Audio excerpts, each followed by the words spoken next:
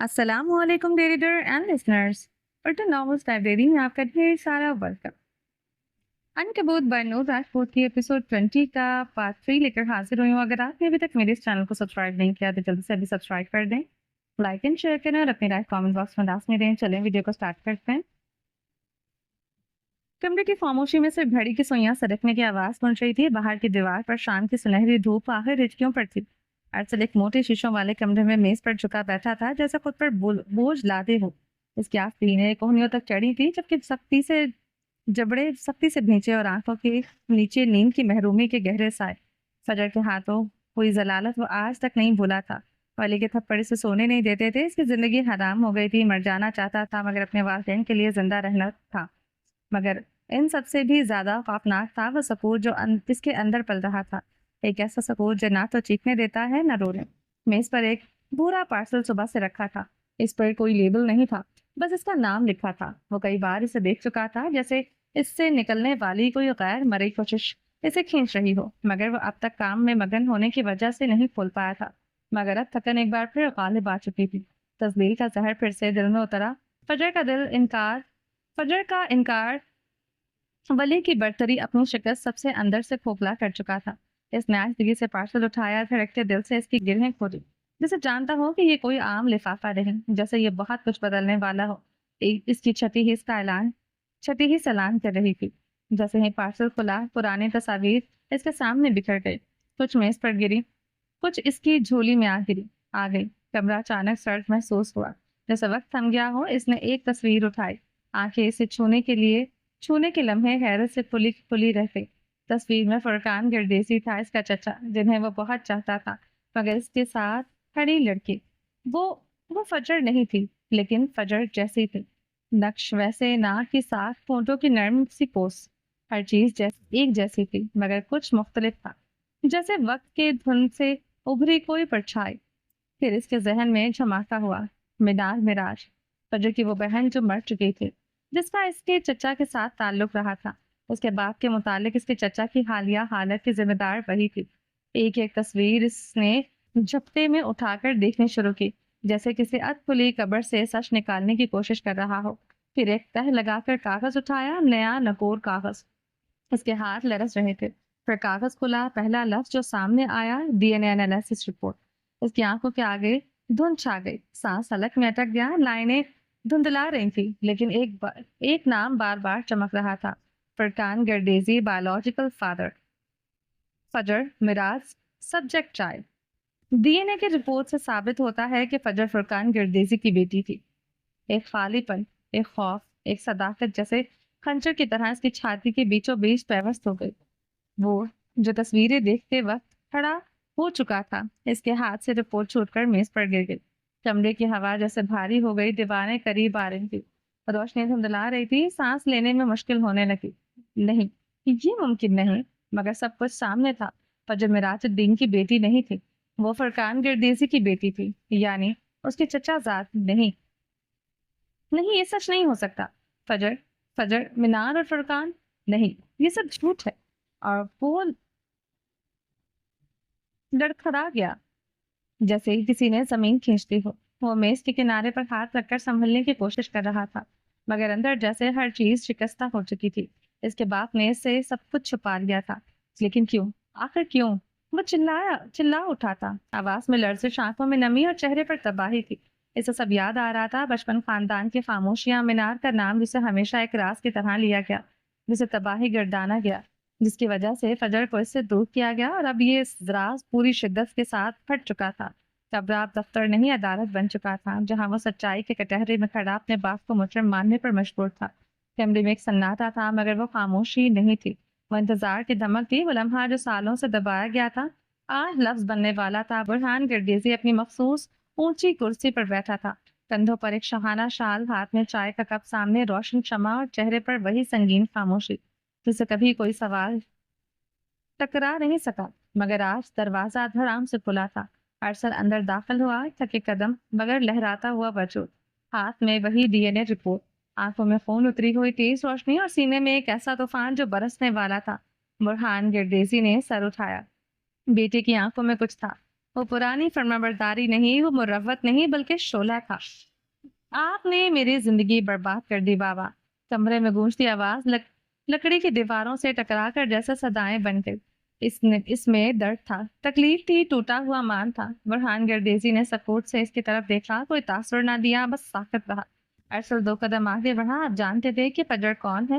آپ جانتے تھے وہ مینار کی ہم شکل ہے، فرقان چچا کی بیٹی ہے، ہمارا خون ہے، پھر بھی آپ نے اسے ٹھکرا دیا۔ کیوں؟ اس کے ہاتھوں میں تھامی رپورٹ لرز رہی تھی۔ آپ نے کہا ہم معراج الدین کی اولاد کو اپنے دروازے پر قبول نہیں کریں گے، مگر وہ تو آپ کے ہی خاندان کی بیٹی تھی، آپ نے کیوں چھپایا مجھ سے؟ آپ نے میرے ساتھ ایسا کیوں کیا؟ برہان گردیزی کی آنکھیں ذرا سکڑی، جیسے صدیوں پرانے کسی زخم کو چھو لیا گیا ہو۔ ارشل کی آواز بلند ہو رہی تھی، جذبات کے بے قابو ریلا میں بدلتے جا رہے تھے۔ میں اس سے محبت کرتا تھا، آپ نے جان کر بھی میری زندگی کو ایک سیاسی کھیل بنا دیا۔ میں کوئی وارث تھا یا کوئی مہرا؟ برہان نے آخر کار آہستگی سے چائے کا کپ رکھ دیا۔ محبت سب کچھ نہیں ہوتی ارشد، محبت سب کچھ ہوتی ہے بابا، کم از کم میرے لیے سب کچھ تھی۔ اس کی آواز میں وہ تکلیف تھی جو مرد روتے ہوئے نہیں بکھرتے ہوئے دکھاتے ہیں۔ آپ نے مجھے کیا سے کیا بنا دیا، اسے اب اپنا آپ نظر آنے لگا۔ بے ساختہ اپنا سر پکڑ لیا۔ آپ نے فرقان چچا کی بیٹی کو ہماری جیت سمجھا، اورنگزیب خاندان سے دشمنی کو اپنی جنگ، مگر درمیان میں ہم بچے کیا تھے، بیچ یا لاشیں؟ برہان کے چہرے پر پہلی بار ہلکی لرزش آئی، جیسے وقت کے پردے پھٹ رہے ہو۔ ارسل آگے بڑھا، میز پر رپورٹ پھینکی۔ یہ ہے آپ کا سچ، اور یہی ہے میری بربادی کا آغاز۔ آپ کے فیصلے نے مجھ سے فجر کو چھین لیا۔ کیا آپ کو کبھی افسوس ہوا؟ کمرے میں خاموشی چھا گئی۔ برہان گردیسی نے نسلیں نہیں جھکائیں۔ میں نے جو کیا خاندان کے لیے کیا، تمہارے لیے بھی جھوٹ۔ آپ نے جو کیا اپنی انا کے لیے کیا، اور میں آج میں پہلی بار آپ سے سوال کر رہا ہوں، برہان چچا کے ساتھ کیا ہوا تھا وہ سب جاننے کے لیے؟ تم ابھی بچے ہو ارسل، نہیں میں بوڑھا ہو چکا ہوں، آپ نے مجھے بوڑھا کر دیا، میرے کندھے جھک گئے ہیں بابا، دیکھیں میں اپنی نظروں میں گر گیا، میں تمہارا باپ ہوں، تم میرے بیٹے ہو، تم میرے وارث ہو۔ ان کے لہجے میں سختی ذرا آئی۔ میں وارث نہیں بننا چاہتا، میں صرف مرد بننا چاہتا تھا جسے فجر قبول کرتی، اور آپ نے وہ بھی چھین لیا۔ وہ اپنی آستین سے آنکھیں صاف کرتے ڈی این اے کی رپورٹ وہیں پھینکتے ہوئے باہر نکل گیا۔ پیچھے بیٹھے برہان گردیسی کی بھویں سکڑ گئی، اس کا دماغ جھنجھنا اٹھا تھا۔ اتنا بڑا راز آخر کون جانتا تھا؟ باقی کا کھانا غیر معمولی خاموشی میں کھایا گیا۔ ماحول میں تناؤ ایسا تھا کہ اسے چھری سے کاٹا جا سکتا تھا۔ البتہ فجر نے اس خاموشی کا بھرپور فائدہ اٹھایا۔ وہ ہر 2 نوالوں کے بعد ایک جتاتی نظر نیل پر ڈال دی۔ نیل غصے سے پاستا میں کانٹا گھماتا رہا، اس کا بس نہیں چل رہا تھا کہ وہ ہیزل آنکھوں والی ڈائن کو اٹھا کر پاکستان واپس پھینک سکتا۔ کھانے کے بعد وہ ریستوران کی گرمائش سے نکل کر لندن کی سرد رات میں آ گئے۔ تیز یک بستہ ہونے کا استقبال کیا۔ فجر نے فوراً اپنے کوٹ کے بٹن بند کیے اور گرم سکارف اپنی گردن اور کانوں کے گرد مزید کس کر لپیٹ لیا۔ ولی نے اپنا اوور کوٹ پہنتے ہوئے ان دونوں کو دیکھا جو ایک دوسرے سے نظریں پھیرے ہوئے تھے۔ تھوڑا واک کرتے ہیں، پھر کہیں بیٹھ کر کافی پئیں گے، اس نے تجویز دی۔ باہر نکلتے ہی نیل نے ایک قدم آگے بڑھایا اور ولی کا بازو مضبوطی سے پکڑ لیا۔ وہ جان بوجھ کر فجر کو چڑھانا چاہتا تھا۔ فجر نے اپنی نظروں کی تپش اس کی پشت پر محسوس کر دی۔ ولی نے یہ محسوس کرتے ہوئے ایک لمبا سانس لیا اور نیل کو نرمی سے کھینچ کر اپنی دوسری جانب کر لیا۔ اب وہ ان دونوں کے درمیان ایک انسانی دیوار کی طرح چل رہا تھا، ایک طرف بیوی، دوسری طرف بیوی نماز دوست، ایک طرف انڈیا اور دوسری طرف پاکستان۔ فجر نے کوٹ شوز پہن رکھے تھے اور اس کا بڑا سر چمڑے کا بیگ کندھے سے لٹک رہا تھا۔ تم واپس کب آ رہے ہو؟ نیل نے بغیر کسی تمہید کے فوراً پوچھا۔ کچھ ٹائم اور، ولی نے آہستگی سے جواب دیا۔ واپس؟ لیکن کہاں؟ فجر کے کان کھڑے ہو گئے، وہ ٹھٹک کر رک گئی۔ Scotland? اپنے ملک؟ اور کہاں؟ نیل نے منہ بنا کر جواب دیا جیسے یہ دنیا کی سب سے واضح بات ہو۔ فجر نے ولی کو دیکھا، اس کی آنکھوں میں سوالات کا طوفان تھا۔ تم اسکاٹ لینڈ واپس چلے جاؤ گے؟ اس نے کبھی اس موضوع پر بات نہیں ہوئی تھی۔ اس سے پہلے کہ ولی جواب دیتا، نیل بول پڑا۔ 4 سال ہو گئے ہیں تھے آپ کی وجہ سے خوار ہوتے ہوئے۔ اب تو آپ کو مان جانا چاہیے، 4 سال ہونے والے تھے ان کے نکاح کو، اور نیل صحیح کہہ رہا تھا۔ وہ تو کیا، مجھے بھی اسکاٹ لینڈ جا کر رہنا ہوگا۔ وہ اب بھی ولی کو دیکھ رہے تھے۔ اس کے لہجے میں عجیب سے سرد مہری تھی کہ ولی کو لگا کہ وہ کسی بھی لمحے بارود کی طرح پھٹ سکتی ہے۔ لڑکیاں آپ کو سسرال میں ہی اچھی لگتی ہیں۔ نیل نے ایک فسادی ساس کی طرح آگ لگائی۔ ولی نے ایک قدم آگے بڑھایا اور فجر کے قریب ہوا۔ مجھے پاکستان पसंद आ गया है, मैं तुम्हारे साथ वहीं रह लूंगा। इसने बारूद पर सेफ्टी पिन लगा दी। फजर के चेहरे पर एकदम चमक लौट आई, जैसे सर्द रात में कहर छट गया हो। इसने गर्दन मोड़कर नील को एक फातिहाना नजरों से देखा। अलबत्ता वो वली की बात पर बदक उठा था। तुम यूं नहीं कर सकते विलियम। इसने आगे बढ़कर वली को बाजू से पकड़कर अपनी जानिब खींचा। तुमने वापस आने का वादा किया था, हम तुम्हारी राह तक रहे हैं। तुमने कहा था दुल्हन वापस लेकर आओगे। तुम्हें शर्म नहीं आएगी पाकिस्तानी दामाद बनकर वहीं रहते हुए? वो उसे गैरत दिलाने की हर मुमकिन कोशिश कर रहा था। पाकिस्तान इतना भी बुरा नहीं है, तुम क्यों मजबूर कर रहे हो मुझे? फजर आके बढ़ी। इंडिया और पाकिस्तान एक बार फिर बीच सड़क पर आमने सामने थे। नीम ने बेयकीनी से वली को देखा। मुझे तुम्हारी मदद करनी नहीं चाहिए थी। तुम्हें उर्दू हिंदी नहीं सिखानी चाहिए थी। तुम एक नंबर के एहसान फरामोश हो, वो खबरी से कहता हुआ इनसे चंद कदम आगे निकल आया। वली को इस वक्त कुछ भी कहना फजूल लगा। वो फजर की जानिब मुड़ा ताकि वो आगे बढ़ सके। फजर ने कंधे उचकाए और आगे बढ़ गए। कुछ देर मजीद चलने के बाद इसने अपने पैर हील्स में टूटते हुए महसूस हुए। वो रुक गई। मैं मजीद नहीं चल सकती, मुझे जूते तब्दील करने हैं। वो फुटपाथ के करीब रखे एक संगी बेंच पर बैठ गई। वली और नील भी रुक गए। नील अब भी मुंह ही मुंह में बड़बड़ा रहा था। फजर ने अपने कोर्ट शूज उतारे और अपने बड़े से बैग से स्निकर्स निकाले जो इसने एहतियात से रख दिए थे। वो दोनों खामोश खड़े थे। तुम बिल्कुल बदल गए हो विलियम। तुम वो आदमी नहीं हो जो मेरा दोस्त हुआ करता था। नील शिकवे कर रहा था। फजर ने झुककर स्निकर्स पहनना और अब इसके तस्मे बांधने की कोशिश कर रही थी। स्कार्फ और कोट की वजह से इसे झुकने में मुश्किल हो रही थी। ठहरो, मैं कर देता हूँ। वली के सामने इसके सामने एक घुटने पर बैठ गया। नील की आंखें हैरत से फैल गई। फजर ने एक लम्हे के लिए सर उठाया। नील को एक ऐसी नजर से देखा जिसमें शरारत, जीत और खालिस से जलाने का अंसर था। और फिर वापस वली को देखने लगी जो इसके स्निकर्स से तस्मे बांध रहा था। स्निकर्स पहनने के बाद वो उठ खड़ी हुई। सुकून मिल गया। फिर इसने कदरे मासूमियत से वली की तरफ देखा। मैं ये बैग उठाकर थक गई हूँ, क्या तुम ये पकड़ लोगे? वली ने अपनी मुस्कुराहट जब्त करते हुए इसका भारी बैग पकड़ लिया। अब वो इनके आगे चल रही थी। आरामदार स्नीकर्स पहनते ही इसकी चाल में नई तवानाई आ गई थी। वो दोनों पीछे रह गए थे। वली ने इसका बैग वैसे ही पकड़ रखा था जैसे कोई शॉपिंग बैग पकड़े हो। एडनबरा की जितनी लड़कियों को तुमने रिजेक्ट किया था, इन सब का बदला ये पाकिस्तानी औरत तुमसे ले रही है। वो जल भुनकर बोला, जबकि वली सिर्फ मुस्कुराया। तुम विलियम जोसेफ हो ही नहीं सकते। मैं मानता ही नहीं तुम इतने बदल कैसे सकते हो। कहाँ गया तुम्हारा गुरूर, तुम्हारी अना? नील को तो जैसे सदमा ही लग गया था। वली ने आगे चलती फजर की पुश्त को देखा। इसके लबों पर एक नर्म मुस्कुराहट फैल गई। मोहब्बत में कैसी अना, कैसा गुरूर। वो मुझे दुनिया की हर शय से कीमती है। वो मोहब्बत से बोला। वो तुम्हारी हरकतों से ये दिख भी रहा है। नील ने बुरा सा मुंह बनाया। चलते चलते वो एक रोशन कोने पर खड़ी कॉफी शॉप के पास पहुंच गए। फजर भी रुक गए। कॉफी कौन लाएगा? सवाल वली का था, जो जूते पहनाकर जूते उठाकर गुलामी की आला तरीन मिसाल कायम कर रहा है। वही लाएगा। नील ने तंज किया। कुछ लोगों को मोहब्बत और गुलामी का फर्क समझ नहीं आता। वो कहाँ चुप रह सकती थी। मेरी और विलियम की दोस्ती किसी भी मोहब्बत से ज्यादा गहरी और पुरानी है। नील ने सीने पर हाथ बांधे। इससे पहले के लफ्जों की ये जंग मजीद शिद्दत इख्तियार करती, वली ने हाथ में पकड़ा बैग जमीन पर रखा। इसकी खामोशी और इसकी हरकत में दोनों को चौंका दिया। बस। इसकी आवाज इस बार झंझलाई हुई नहीं बल्कि हतमी थी। मैं कॉफी लेने अंदर जा रहा हूँ। मेरे वापस आने तक तुम दोनों अपने मामला सुलझा लिए हो। तुम दोनों ने अपने मामला सुलझा लिए हो, वरना अच्छा नहीं होगा। इसने दोनों को सख्त नजरों से घूरा। एक दूसरे को बर्दाश्त करो या नजरअंदाज करो, मुझे फर्क नहीं पड़ता, लेकिन मेरी मौजूदगी में ये चोंच लड़ाना बंद हो जाना चाहिए। ये कहकर वो मुड़ा और कॉफी शॉप के अंदर चला गया। बाहर लंदन की सर्द रात में फजर और नील अकेले रह गए। कॉफी शॉप के शीशे के दरवाजे पर लगी घंटी बजी और वली कुछ देर बाद बाहर निकला। इसके हाथ में दो बड़े कप थे जिनसे गरम गरम भाप उठकर लंदन की सर्द हवा में तहलील हो रही थी। इसने एक नजर सामने के मंजर पर डाली और इसके चेहरे पर एक थकी हुई मुस्कुराहट नमूदार थी। वो दोनों एक दूसरे से मुंह मोड़े खड़े थे। एक का रुख मशरिक की तरफ था तो दूसरे का मगरिब, जैसे दो मुखालिफ कतब जो किसी सूरत एक दूसरे को कबूल करने पर राजी ना हो। इनके कदमों के दरमियान फजर का वो भारी भरकम बैग ऐसे रखा था जैसे कोई लावारिस सामान हो। वो दोनों इतने जिद्दी थे कि वली के दिए गए अल्टीमेटम के चंद मिनटों में भी एक दूसरे से बात करना गवारा नहीं किया था।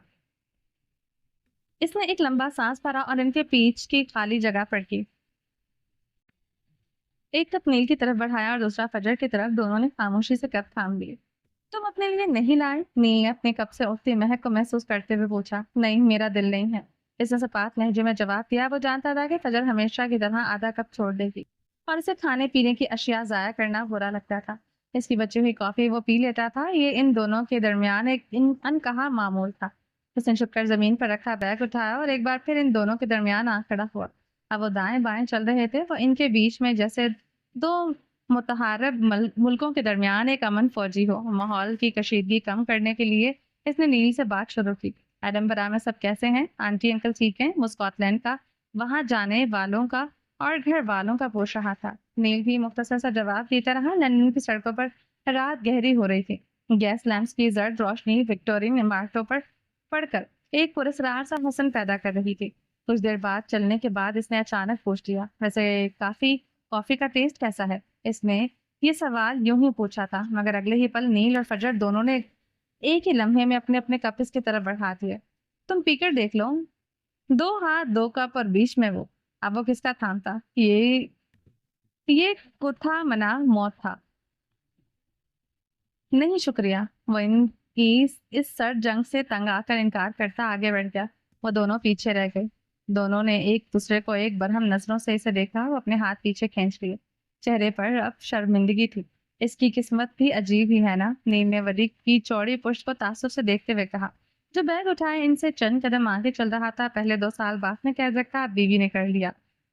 اس کے آخری جملے پر فجر نے قدم جیسے زمین میں گر گئے. وہ ٹھٹک گئے. کیا مطلب باپ نے قید میں رکھا؟ اس نے الجھ کر نیل کو دیکھا. اس کی آواز میں خالص حیرانی تھی. اس کے یوں چونکنے پر نیل بھی ایک پل کو رکا. آپ کو نہیں پتا؟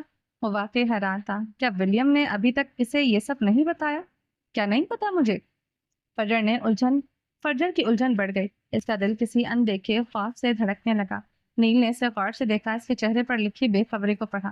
پھر تو آپ کو یہ بھی نہیں پتا ہوگا کہ اس کے چہرے پر وہ نشان کیوں ہے. اس بار فجر کے اندر صحیح معنوں میں کچھ ٹوٹا تھا. ریڑھ کی ہڈی میں ایک سہج لہر دوڑ گئی تھی. وہ نشان جسے اس نے کبھی معمولی چوٹ سمجھا تھا. اس کے پیچھے ایک کہانی تھی, ایک قید, ایک بات. اس کا ذہن معاف ہو رہا تھا. اس کی خاموشی اور پھیلی ہوئی آنکھوں سے نیل بہت کچھ سمجھ گیا تھا. اسے شاید پہلی بار احساس ہو رہا تھا. اس نے تانا مارنے کی کوشش میں ایک بہت گہری اور حساس بات چھیڑ دی ہے. اس کے لہجے کے طنز غائب ہو گیا تھا. مجھے افسوس ہے. وہ بس اتنا کہہ کر خاموشی سے آگے بڑھ گیا. وہ ولی کے ساتھ جا ملا جبکہ فجر چند پلوں کے لیے وہیں ساکت کھڑی رہتی تھی. لندن شہر اپنی پوری رفتار سے چل رہا تھا. ڈبل ڈیکر بسیں گزر رہی تھی. لوگ ہنس بول رہے تھے, مگر فجر کے لیے جیسے وقت تھم گیا تھا. اسے اپنے ارد گرد کی کوئی خبر نہ تھی. اس کی نظریں صرف ولی کی پشت پر جمی تھی, اس شخص پر جس کے بارے میں وہ سوچتی تھی کہ وہ سب کچھ جانتی ہے. مگر آج اسے احساس ہوا کہ اس کی روح پر لگے سب سے گہرے زخم سے ہی ناواقف تھی. باہر کی سردی کچھ بھی نہیں تھی. اصل ٹھنڈ تو اب اس کے اندر اتر رہی تھی. رات کیسے گزری تھی, یہ سوال صرف ولی کے سینے میں دفن تھا. ایک طرف نیل کی جذباتی بلیک میلنگ اور بچپنے کی ضد تھی, دوسری طرف فجر کی ہٹ دھڑ. اسے تو ان کے CEO ہونے پر شک ہونے لگا تھا. اس نے ان 2 متحارب محاذوں کے بیچ ایک نازک پل کا کردار ادا کرتے ہوئے رات گزاری تھی. ایک ایسا پل جو کسی بھی لمحے ٹوٹ سکتا تھا. ایک ایئرپورٹ کا وسیع و عریض لاؤنج اپنی تمام تر روشنیوں اور ہنگاموں کے باوجود ایک عجیب سی اداسی لیے ہوئے تھا. تینوں روانگی کے گیٹ کے قریب کھڑے تھے. فجر اور نیل کے درمیان فاصلہ اب بھی برقرار تھا, مگر کل والی تلخی کی جگہ اب ایک ٹھہری ہوئی سنجیدگی نے لے لی تھی. وہ دونوں کسی صورت ولی کو بانٹنے کو تیار نہیں تھے. نیل کا سامان چیک ان ہو چکا تھا. اب الوداع کا وقت تھا. وہ ولی کی طرف مڑا. اس کی آنکھوں میں وہی پرانی شرارت لوٹ آئی تھی, مگر اس کے پیچھے ایک گہری اداسی بھی چھپی تھی. اس نے ولی کو گلے لگاتے ہوئے کہا. اس بار اس کے لہجے میں کوئی طنز نہیں تھا, صرف خالص دوستی کا مان تھا. جلدی واپس آ جانا. ایڈنبرا تمہارے بغیر سنا ہے. تم نے وعدہ کیا تھا, بھولنا مت. ولی نے اس کی پیٹھ تھپتھپائی. آ جاؤں گا. نیل اس سے الگ ہوا اور پھر فجر کی طرف دیکھا جو خاموشی سے ان دونوں کو دیکھ رہی تھی. ایک لمحے کے لیے اس کے چہرے پر وہی پرانے رکاوٹ ابری, پھر جیسے اسے کچھ یاد آ گیا ہو. اوکے, اپنا خیال رکھتا. اور آپ بھی بھابھی صاحبہ. اس نے آخری جملہ خاص طور پر فجر سے کہا تھا. اس نے فجر سے تھا, مگر ولی کا چہرہ بے ساختہ سر پڑ گیا تھا. دل میں ہلچل سی مچ اٹھی تھی. چہرے پر مسکراہٹ پھیل گئی تھی, جبکہ فجر نے اس کے برعکس انتہائی سنجیدہ انداز میں سر ہلایا, جیسے یہ خطاب قبول کر لیا ہو. نیل نے آخری نظر ان دونوں پر ڈالی اور وہ وہیں ٹھہر گیا. وہ دونوں ایک ساتھ کھڑے تھے. دونوں کے خاص تری رنگ کے لمبے کوٹ انہیں ایک جیسا دکھا رہے تھے۔ ہیزل آنکھوں والی لڑکی، اس کے ساتھ کھڑا وہ نشان زدہ چہرے والا لڑکا جو دنیا کی نظروں سے بچا کر اسے پناہ میں لیے ہوئے تھا، ایک دوسرے کے لیے بنے تھے۔ وہ ہر منظر مکمل کرتے تھے۔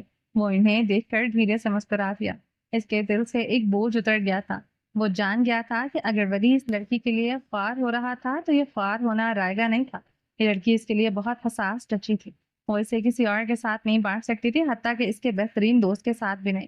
وہ غلط جگہ خوار نہیں ہو رہا تھا۔ وہ دونوں ایک دوسرے کے ادھورے پن کو بھرتے تھے، ایک دوسرے کی کرب کا مرہم تھے، ایک دوسرے کی کمی کا جواب تھے۔ اس نے دل کی گہرائی سے ان دونوں کے لیے دعا کی، ایک آخری بار ہاتھ ہٹایا اور مڑ کر امیگریشن کاؤنٹر کی جانب بڑھ گیا۔ اس کی چال میں اب سکون تھا۔ جب نیل نظروں سے اوچھل ہو گیا تو ولی نے ایک لمبا سانس بھرا۔ اس نے مڑ کر فجر کو دیکھا جو اب بھی اسی سمت دیکھ رہی تھی جہاں نیل غائب ہوا تھا۔ لندن کی سردی اب ایئرپورٹ کے اندر بھی محسوس ہو رہی تھی۔ مجھے تمہارا دوست بالکل پسند نہیں آیا، ناک چڑھا کر کہا اور پلٹ گئی۔ اچھا؟ ولی نے بمشکل مسکراہٹ ضبط کی اور اس کے ساتھ چل پڑا۔ شاید اس کا بھی تمہارے بارے میں یہی خیال ہو۔ مجھے فرق نہیں پڑتا۔ وہ سینے پر ہاتھ باندھے تیز سے چل رہی تھی۔ کس بات سے فرق پڑتا ہے؟ وہ شرارتی آنکھ کے لیے پوچھ رہا تھا۔ مجھے زہر لگتے ہیں وہ لوگ جو میری چیزوں پر حق جتائیں، لیکن میں کوئی چیز تو نہیں ہوں۔ اس نے کسی معصومیت سے احساس دلایا۔ وہ فوراً رک گئی۔ ولی کو بھی رکنا پڑا۔ اب وہ سینے پر ہاتھ باندھے اسے دیکھ رہی تھی، کچھ کہنا چاہتی تھی مگر کہہ نہیں پائی۔ اسے سوالیہ نظروں سے دیکھ رہا تھا جیسے اس کا اگلا جملہ سننا چاہتا ہو۔ اب یہ مت کہہ دینا کہ میں تمہارا ہی ہوں۔ اس نے شرارت چھپانے کی بھرپور کوشش کی۔ کیا تم نہیں ہو؟ بھویں سکیڑ کر الٹا پوچھا۔ وہ اب سڑک کے درمیان کھڑے تھے، لوگ ان کے آس پاس سے گزر رہے تھے۔ تم کہہ دو گی تو ہو جاؤں گا۔ وہ ایک قدم آگے آیا اور اب اس کے چہرے کو غور سے دیکھ رہی تھی۔ کشادہ پیشانی، کٹاؤ دار ہونٹ، خمزدہ بال، کتھئی آنکھیں، وہ نشان مسٹر جوزف کو اگر لگتا تھا کہ ان کا بیٹا دنیا کا وجیح ترین مرد تھا تو انہیں صحیح لگتا تھا۔ میں کیوں کہوں؟ وہ نظریں چرا گئی۔ اگر تم نہ ہوتے تو؟ وہ ایک مزید قدم آگے آیا۔ جانن کہو تو صحیح، تمہارے ہونے کے لیے میں تیار ہوں۔ اس نے اس قدر خوبصورتی سے کہا کہ فضا تھم سی گئی۔ وہ چند ثانیے سے دیکھتی رہی، پھر دھیرے سے ہنس دی۔ لندن کی خزاں میں بہار چھا گئی۔ یہ شام کے بعد کا وقت تھا۔ ایسٹ اینڈ کا علاقہ جہاں تاریخ اور جسم کی داستانیں ایک دوسرے میں گندھی ہوئی تھی، رات کے سائے میں ڈوب رہا تھا۔ وائٹ چیپل کی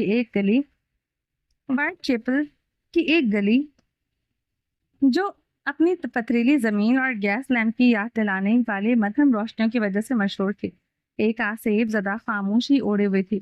وہ دونوں ایک پرانی وکٹورین عمارت کے سامنے کھڑے تھے جس کی دیواروں پر وقت نے اپنی کہانیاں لکھتی تھی۔ فجر کی آواز میں ایک زندگی سے بھرپور جوش تھا۔ وہ عمارت کے گوتھک طرز تعمیر پر تبصرہ کر رہی تھی۔ مجھے کافی پینی ہے۔ وہ جب بول کر تھک گئی تو فرمائش کی، میں سامنے والے کیفے سے لے کر آتا ہوں۔ ولی نے اس کی آنکھوں میں جھانکتے ہوئے کہا۔ اس کی مسکراہٹ میں ایک اپنائیت تھی۔ یہاں سے ہلنا مت۔ فجر نے مسکرا کر اس بات میں سر ہلایا۔ اس کی نگاہیں ایک بار پھر عمارت کے نقش و نگار میں کھو گئی۔ اسے ولی کا یوں خیال رکھنا ہمیشہ اچھا لگتا تھا۔ گلی میں اترتی شام کی دھند ایک پراسرار خوبصورتی رکھتی تھی۔ وہ اپنے فون میں مصروف تھی۔ ایک سیاہ چمکتی ہوئی سیڈان کار جیسے کسی شکاری جانور کی طرح بے آواز گلی میں داخل ہوئی اور فجر کے پاس آ کر ایک جھٹکے سے رکی۔ اس کا انجن یوں خاموش تھا جیسے وہ بجلی سے چل رہی۔ فجر نے سر اٹھایا، دماغ میں خطرے کی گھنٹی بجی، مگر اس سے پہلے وہ کچھ کر پاتی گاڑی کے پچھلے دروازے کھلے اور چند لڑکے گاڑی سے اترے۔ وہ کم عمر تھے، جیسے کالج اسٹوڈنٹس ہوں، جو نشئی تھے۔ فجر کا جسم خطرے کو بھانپ کر سڑ پڑ گیا تھا۔ اس نے ایک قدم پیچھے ہٹایا مگر بہت دیر ہو چکی تھی۔ ایک نقاب پوش نے کسی اوقات کی طرح جھپٹ کر اس کا بازو فولادی گرفت میں لے لیا تھا۔ چھوڑو مجھے، اس کی چیخ اس کے حلق میں ہی دم توڑ گئی تھی، کیونکہ دوسرے نقاب پوش نے اپنے داستانے والے ہاتھ سے اس کا منہ بھینچ لیا۔ اس نے اپنی پوری طاقت سے خود کو چھڑوانے کی کوشش کی۔ اس کے ناخن حملہ آور کے بازو پر لگے مگر ان کی گرفت میں کوئی لرزش نہ آئی۔ اس نے اپنے نوکیلے ہیل والے جوتے سے ایک کی پنڈلی پر وار کیا جس سے وہ کرا، مگر اگلے ہی لمحے انہوں نے اسے اٹھا کر گاڑی کی پچھلی نشست پر پھینک دیا۔ دروازہ بند ہونے کی آواز ایک دھماکے کی طرح گونجی اور گاڑی اندھیرے میں گم ہو گئی۔ گاڑی کے اندر فجر کی بقا کی جنگ اپنے عروج پر تھی۔ تنگ جگہ، سگریٹ اور سستی شراب کی ملی جلی بو اس کا دم پہنچ رہی تھی۔ وہ کسی زخمی شیرنی کی طرح لڑ رہی تھی۔ اس نے اپنی کوہنی ایک نقاب پوش کے پیٹ میں ماری اور اپنے ناخنوں سے دوسرے کا چہرہ نوچنے کی کوشش کری، اور جب ایک نے اس کے بال پکڑ کر اسے قابو کرنا چاہا تو اس نے پوری قوت سے اس کا ہاتھ پر کاٹ لیا۔ گاڑی کی رفتار زیادہ نہیں تھی، وہ بس آس پاس مختلف گلیوں میں گھوم رہی تھی۔ چھوڑو مجھے، اس کی آواز میں خوف اور غصہ غالب تھا، مگر ان کے چہروں پر کوئی تاثر نہیں تھا سوائے شیطانی خوشی کے۔ اس نے استا پر سر پکڑ کر سیٹ کی کھڑکی سے دے مارا۔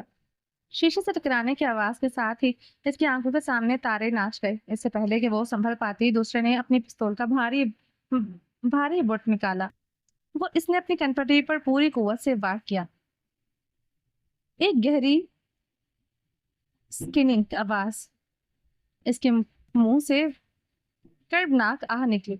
آنکھوں کے سامنے گہرا اندھیرا چھا گیا۔ اس کی پیشانی سے گرم خون کی ایک لکیر بہہ کر اس کی آنکھ میں داخل ہو گئی، جس سے اس کی بینائی مزید دھندلانے لگی۔ اس کی مزاحمت اب کمزور پڑ رہی تھی، ہاتھ پاؤں ڈھیلے پڑنے لگے، مگر حوصلہ ابھی زندہ تھا۔ وہ آنکھیں کھولنا چاہتی تھی مگر نہیں کھل پائے۔ ولی کیفے سے کافی لے کر مڑا ہی تھا کہ اسے اپنی پشت پر ایک غیر معمولی سکوت کا احساس ہوا۔ وہ سکوت جو کسی طوفان سے پہلے آتا ہے۔ ٹائروں کی ایک تیز چرچراہٹ کی آواز نے اس کا دل حلق میں پہنچا دیا۔ اس نے پلٹ کر دیکھا، جس جگہ فجر کھڑی تھی وہاں صرف ہوا تھی۔ ایک سیاہ کار تیز رفتاری سے گلی کے کونے سے مڑ رہی تھی۔ وہاں کھڑے چند لوگ خوفزدہ تھے، ان میں سے ایک پولیس کو فون ملا رہے تھے۔ کافی کے کپ اس کے ہاتھ سے گر کر زمین پر بکھر گئے اور وہ سرپٹ کار کے پیچھے بھاگا۔ اس کے قدموں میں جنونی تیزی تھی، اس کے پھپھڑے جل رہے تھے، اسے صرف وہ کار نظر آ رہی تھی۔ اس نے کانپتے ہاتھوں سے فون نکالا۔ اب وہ پولیس کو فون کر رہا تھا۔ اس کی سانس ٹوٹی ہوئی تھی، اس کی آواز لڑکھڑا رہی تھی، مگر وہ گاڑی کا ماڈل رنگ اور وائٹ چیپل کی گلی کا پتہ بتا رہا تھا۔ کار تنگ گلیوں سے کے بھنور میں غائب ہو رہی تھی اور ولی کی امید ہر قدم پر دم توڑ رہی تھی۔ پھر اچانک کار ایک سنسان موڑ پر رکی، ولی کے قدم وہیں جم گئے، پچھلا دروازہ کھلا اور ایک بے جان وجود کو کسی کچرے کے ڈھیر کی طرح فٹ پاتھ پر دھکیل دیا گیا تھا۔ فجر اس قدر جیسے کسی نے مٹھی میں بھینچ کر مسل دیا ہو۔ ایک لمحے کے لیے اس کے پاؤں زمین میں گڑ گئے۔ اس کی آنکھوں کے سامنے ماضی کے وہ تمام چہرے گھوم گئے جنہیں وہ کھو چکا تھا۔ اس کی ماں نینسی نہیں، اب وہ نہیں، وہ اپنی زندگی میں کسی اور عورت کو اس طرح مرتے ہوئے نہیں دیکھ سکتا تھا۔ یہ خیال اس کے اندر بجلی بن کر دوڑا۔ وہ اپنی تمام تر قوت سے اس کی طرف بھاگا۔ گاڑی کا دروازہ کھلا، اس میں سے ایک لڑکے نے باہر جھانکا۔ اس کے چہرے پر شیطانی مسکراہٹ تھی اور پھر گاڑی وہاں سے روانہ ہو گئی۔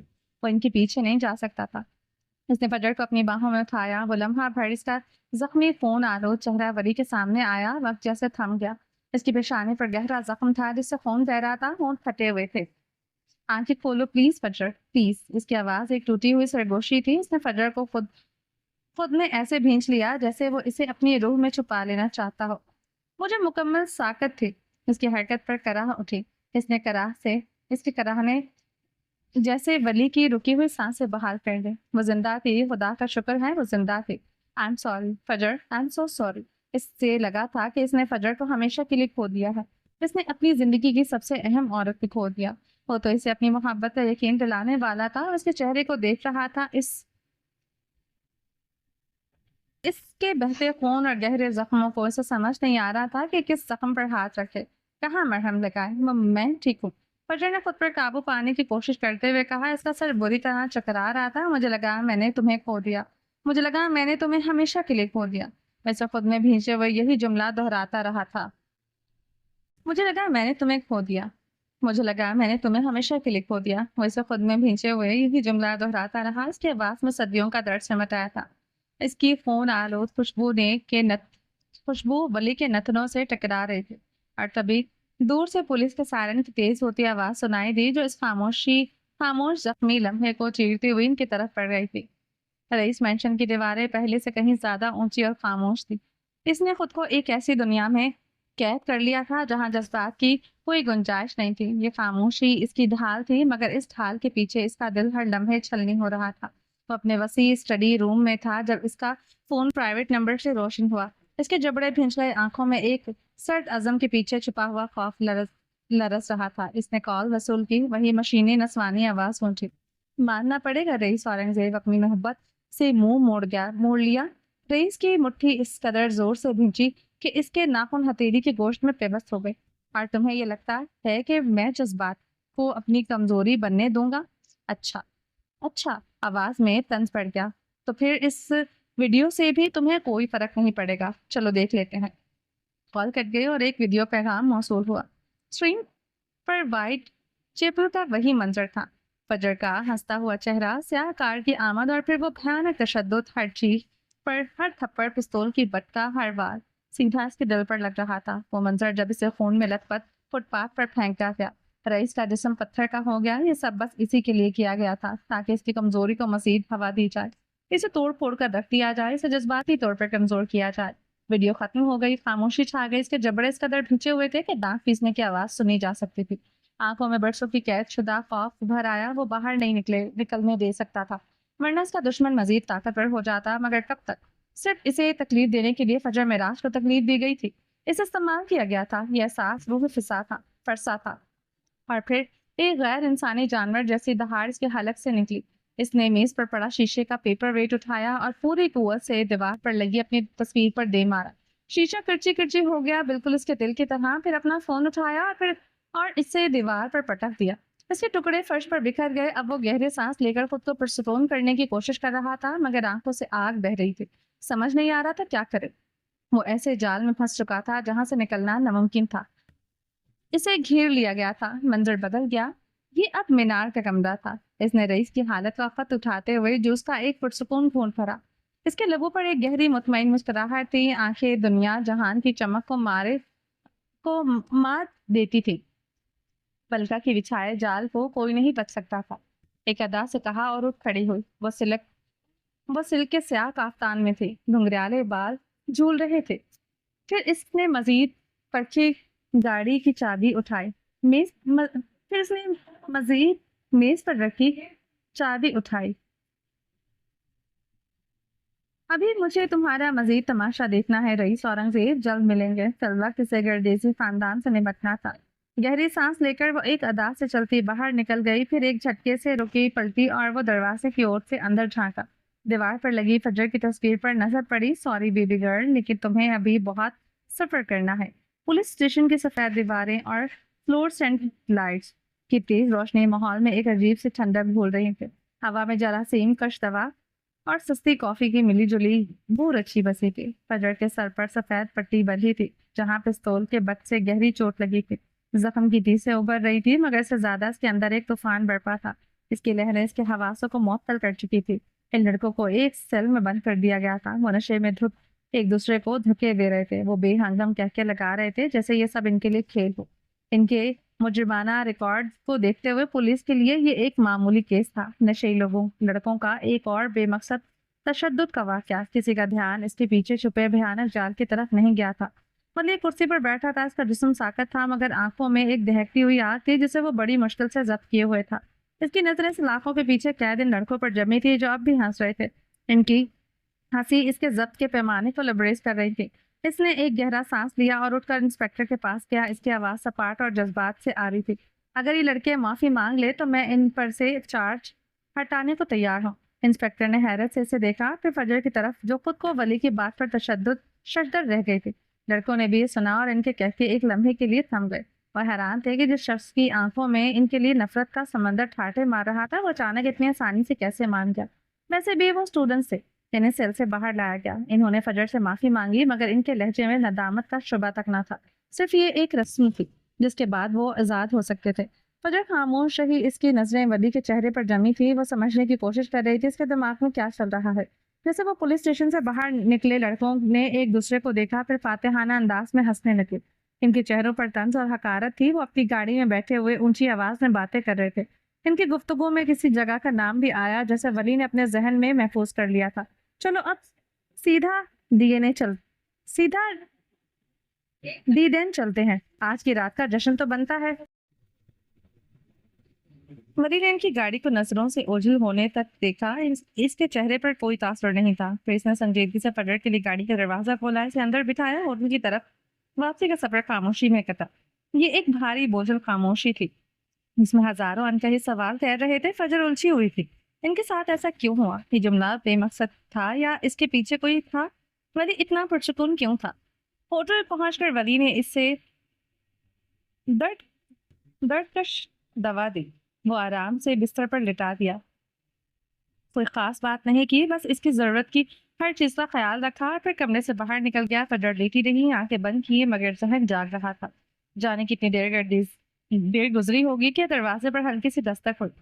وہ اندر داخل ہوا۔ فجر نے بمشکل سر اٹھا کر اسے دیکھا۔ وہ مجھے اپنے کمرے میں اکیلے ڈر لگ رہا ہے، کیا میں کچھ دیر یہاں رک سکتا ہوں؟ وہ اب بالکل نارمل نظر آ رہا تھا۔ اس کے انداز میں ایک ایسی معصومیت تھی کہ فجر کی نکاہت کے باوجود اس کے لبوں پر ایک ہلکی سی مسکراہٹ آ گئی۔ اس نے اس بات میں سر ہلایا۔ وہ بیٹھ کے دائیں جانب دیوار کے ساتھ رکھے صوفے پر بیٹھ گیا۔ فجر دائیں کروٹ لیتی اٹھی تھی۔ فجر دائیں کروٹ لیے لیٹی تھی، دونوں ہاتھ تکیے پر گال کے نیچے رکھے تھے۔ کمرے میں نیم تاریکی تھی۔ کھڑکی سے چھن کر آتی چاند کی دودھیا روشنی میں میز پر رکھے لیمپ کی مدھم زرد روشنی میں وہ دونوں ایک دوسرے کو دیکھ رہے تھے، بس دیکھ رہے تھے۔ زبانیں خاموش تھیں مگر آنکھیں سوال و جواب میں مصروف تھیں۔ فجر کی آنکھوں میں خوف کے سائے تھے اور ولی کی آنکھوں میں ایک گہرا سمندر جس کی تہ میں طوفان چھپے تھے۔ وہ مضبوط تھی مگر آج ڈر گئی تھی۔ وہ بہادر تھا مگر آج اس نے خوف کو بہت قریب سے محسوس کیا تھا۔ کئی لمحے یوں ہی گزر گئے، پھر وہ دھیرے سے اٹھا اور اس کے قریب آ کر نیچے نرم قالین پر بیٹھ گیا۔ اس نے اپنی پشت سے بیٹھ کے کنارے سے ٹکا لی۔ تمہیں نیند نہیں آ رہی؟ اس نے کھڑکی کے باہر دیکھتے ہوئے پوچھا۔ اس کی آواز میں ایک عجیب سی نرمی تھی۔ آ رہی ہے لیکن سونے کا دل نہیں ہے، وہ ہولے سے بولی۔ سونے کا دل کیسے کرے گا؟ اس نے اگلا سوال کیا۔ نظریں اب بھی باہر خلا میں کچھ تلاش کر رہی تھی۔ جب تم اس نشان کی کہانی سناؤ گے، فجر کی آواز میں ایک ضد تھی۔ وہ آج یہ راز جاننا چاہتی تھی۔ اس کا نشان گزرے سالوں میں کافی حد تک بھر گیا تھا اور جلد کا حصہ تھا، نہ ابھرا ہوا نہ برا لگتا تھا۔ اس کے گلے میں گلٹی ڈوب کر ابھری۔ چند لمحے گہری خاموشی چھائی رہی اور پھر اس کی آواز ابھری جیسے کسی گہری کھائی سے آ رہی ہو۔ ڈیڈ کو مسلمانوں سے نفرت ہے۔ اس نے کہانی شروع کی۔ فجر کی تمام تر توجہ اب اس کی آواز پر تھی۔ وہ اسے دیکھ رہی تھی، اسے سن رہی تھی۔ وہ نہیں چاہتے تھے کہ ہم بہن بھائی کبھی کسی مسلمان سے ملیں یا ہم میں سے کوئی کسی مسلمان سے شادی کرے۔ مسلمان ہونا تو دور کی بات ہے۔ اس کی آواز میں برسوں کا درد تھا۔ وہ ان کے نکاح کے بعد کی کہانی سنا رہا تھا۔ ہر لفظ کے ساتھ فجر کی پلکیں بھاری ہو رہی تھی۔ درد کش دوا اپنا اثر دکھا رہی تھی۔ وہ دن بھر کا ذہنی اور جسمانی تھکاوٹ اس پر غالب آ رہی تھی۔ مجھے یہ نشان اس لیے دیا گیا کہ کوئی اس کے ساتھ قبول نہ کرے، خاص طور پر تم۔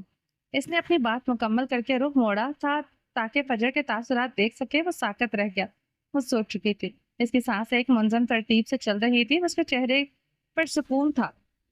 اس کے سنجیدہ چہرے پر ایک دھیمی سی اداس مسکراہٹ ابھری۔ وہ جانے کتنی دیر اسے دیکھتا رہا، پھر وہ آہستگی سے اٹھ کر کھڑا ہوا۔ اس پر کمبل درست کیا، کمرے کی مدھم روشنی کو دیکھ ویسے ہی چھوڑ کر باہر نکل گیا۔ اس نے باہر سے دروازہ لاک کیا اور اپنے کمرے کی جانب بڑھ گیا۔ اس کی چال میں ایک نیا عزم تھا۔ رات ابھی تک باقی تھی اور اسے ڈیڈن نامی جگہ کا حساب چکانا تھا۔ اس کے اندر کا لاوا پھٹنے کو تیار تھا۔ کچھ دیر بعد وہ اپنے کمرے سے باہر نکلا تو وہ ولی نہیں تھا جو عام سا نظر آتا تھا۔ وہ رات کا ایک سایہ تھا، انتقام کی آگ میں لپٹا ایک وجود۔ اس نے سیاہ چمڑے کی جیکٹ پہنی تھی، سر پر سیاہ کیپ اس طرح کھینچ لی تھی کہ اس کا چہرہ چھپنے لگے۔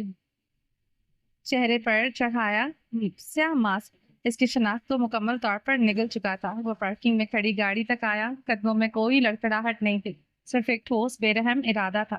گاڑی سٹارٹ کرنے سے پہلے اس نے چند لمحے اسٹیئرنگ وہیل پر ہاتھ رکھے۔ اس نے آنکھیں بند کی مگر ذہن میں فجر کا خون آلود چہرہ اور ان لڑکوں کے تمسخر اڑاتے کہکے گونج رہے تھے۔ پھر گاڑی شہر کے سنسان سڑکوں پر دوڑنے لگی۔ وہ جان بوجھ کر ان گلیوں سے گزرا جہاں کوئی نہیں تھا، جیسے وہ خود کو آنے سے والے طوفان کے لیے تیار کر رہا ہو۔ ایک پرانے زنگ آلود مارکیٹ کے پاس پہنچ کر وہ رکا۔ وہاں ایک دکان تھی جو رات دیر تک کھلی رہتی تھی، جہاں تعمیراتی سامان ملتا تھا۔ اس نے دکاندار کو پیسے دیے اور بنا کچھ کہے ایک ٹھوس وزنی لوہے کی سلاخ اٹھا لی۔ اس سلاخ کی ٹھنڈک اس کے دستانے پہنے ہاتھوں میں اتر چکی تھی، جیسے یہ اس کے ارادوں کی توسیع ہو۔ وہاں سے نکل کر وہ مزید آدھا گھنٹہ سڑکوں پر گھومتا رہا جب تک اسے ڈی ڈین کا دھندلا سا نیون سائن نظر نہیں آیا۔ یہ جگہ شہر کے ایک فراموش سدا صنعتی علاقے میں تھی، جہاں قانون کی حکمرانی ختم ہو جاتی تھی۔ یہ جرائم پیشہ افراد کا اڈا تھا، ایک ایسی جگہ جہاں رات کی تاریکی میں گناہ پروان چڑھتے تھے۔ اس نے گاڑی کچھ فاصلے پر ایک اندھیری گلی میں روکی، انجن بند کیا اور رات کی خاموشی کو خود پر طاری ہونے دیا۔ اس نے کیب کو مزید نیچے کھینچا، ماسک درست کیا اور اپنے بھاری کمیٹ بوٹوں کے تسمے گھسے۔ پھر اس نے ساتھ والی سیٹ سے وہ لوہے کی سلاخ اٹھائی، گاڑی کا وہ دروازہ تقریباً بے آواز کھلا اور وہ باہر نکلا۔ اب وہ مضبوط قدم دھرتا اندر بڑھ رہا تھا۔ اس کی بوٹوں کی آہٹ بحری پر ایک منحوس تھاپ کی طرح گونج رہی تھی۔ ڈیڈن کے دروازے پر کوئی گارڈ نہیں تھا، یہاں آنے والے خود اپنی حفاظت کے ذمہ دار تھے۔ اس نے زنگ آلود دروازے کو دھکا دیا اور اندر داخل ہو گیا۔ اندر کا منظر باہر سے بھی زیادہ غلیظ تھا۔ ہوا میں سگریٹ، شراب اور انسانی پسینے کی بو کا ایک ناقابل برداشت امتزاج تھا۔ ایک کونے میں کچھ لوگ تاش کھیل رہے تھے، جبکہ ایک ٹوٹی ہوئی میز پر دو لڑکے بیٹھے تھے جو نشے میں تقریباً ڈوب چکے تھے۔ ان کی آنکھیں سرخ تھیں اور وہ چہروں پر احمقانہ مسکراہٹ تھی۔ ان میں سے ایک وہی تھا جس نے فجر کو گاڑی سے باہر پھینکنے کے بعد کھڑے ہو کر اسے دیکھا تھا۔ اس کی آنکھوں میں وہی شیطانی چمک تھی۔ ولی سائے کی طرح ان کی میز پر آ کھڑا ہوا۔ اس کی آمد اتنی اچانک اور خاموش تھی کہ ایک لمحے کے لیے انہیں محسوس نہیں ہوا۔ پھر ایک لڑکے کی نظر اس پر پڑی۔ اس کی نشے میں دھت آنکھیں پہلے حیرت سے پھیلی، جان لیوا خوف نے جگہ بنا لی۔ تو کون ہو تو؟ اس کی زبان لڑکھڑائی، اس نے جواب نہیں دیا۔ آنکھوں میں کوئی جذبہ نہیں تھا، نہ غصہ نہ نفرت، صرف ایک برفانی سرد مہری۔ اس نے ایک لمحے کے لیے آگے بڑھایا، ایک قدم آگے بڑھایا اور لوہے کی سلاخ ہوا میں بلند کی۔ پہلا وار ہوا اور اس کے ساتھ ہی ایک دل دہلا دینے والی چیخ گونجی۔ سلاخ سیدھا لڑکے کے دائیں ہاتھ پر پڑی۔ ہڈی ٹوٹنے کی کرخت آواز نے باقی ماندہ شور کو چیر دیا۔ وہ کرسی سے گر کر فرش پر تڑپنے لگا۔ اس کا چہرہ درد سے مست شدہ تھا۔ دوسرا لڑکا حواس باختہ ہو کر اٹھنے کی کوشش کر رہا تھا۔ اس کا دوسرا اور اس کے بائیں ہاتھ پر پڑا۔ دوسرا وار اس کے بائیں ہاتھ پر پڑا۔ اس کی چیخ فلک میں ہی گھٹ گئی۔ ولی کی حرکت میں ایک مشینی درندگی تھی، نہ کوئی اضافی حرکت، نہ کوئی ضائع شدہ لمحہ۔ وہ دونوں اب فرش پر تھے، اپنے ٹوٹے ہوئے بازوؤں کو سمیٹے ہوئے، درد سے بلبلا رہے تھے۔ وہ خود کو بچانے کی کوشش کر رہے تھے، گھسیٹ کر دور جانا چاہتے تھے، مگر بے سود۔ ولی ان کے اوپر ایک قہر بن کر کھڑا تھا۔ اس نے بے در پہ کئی وار کیے، ان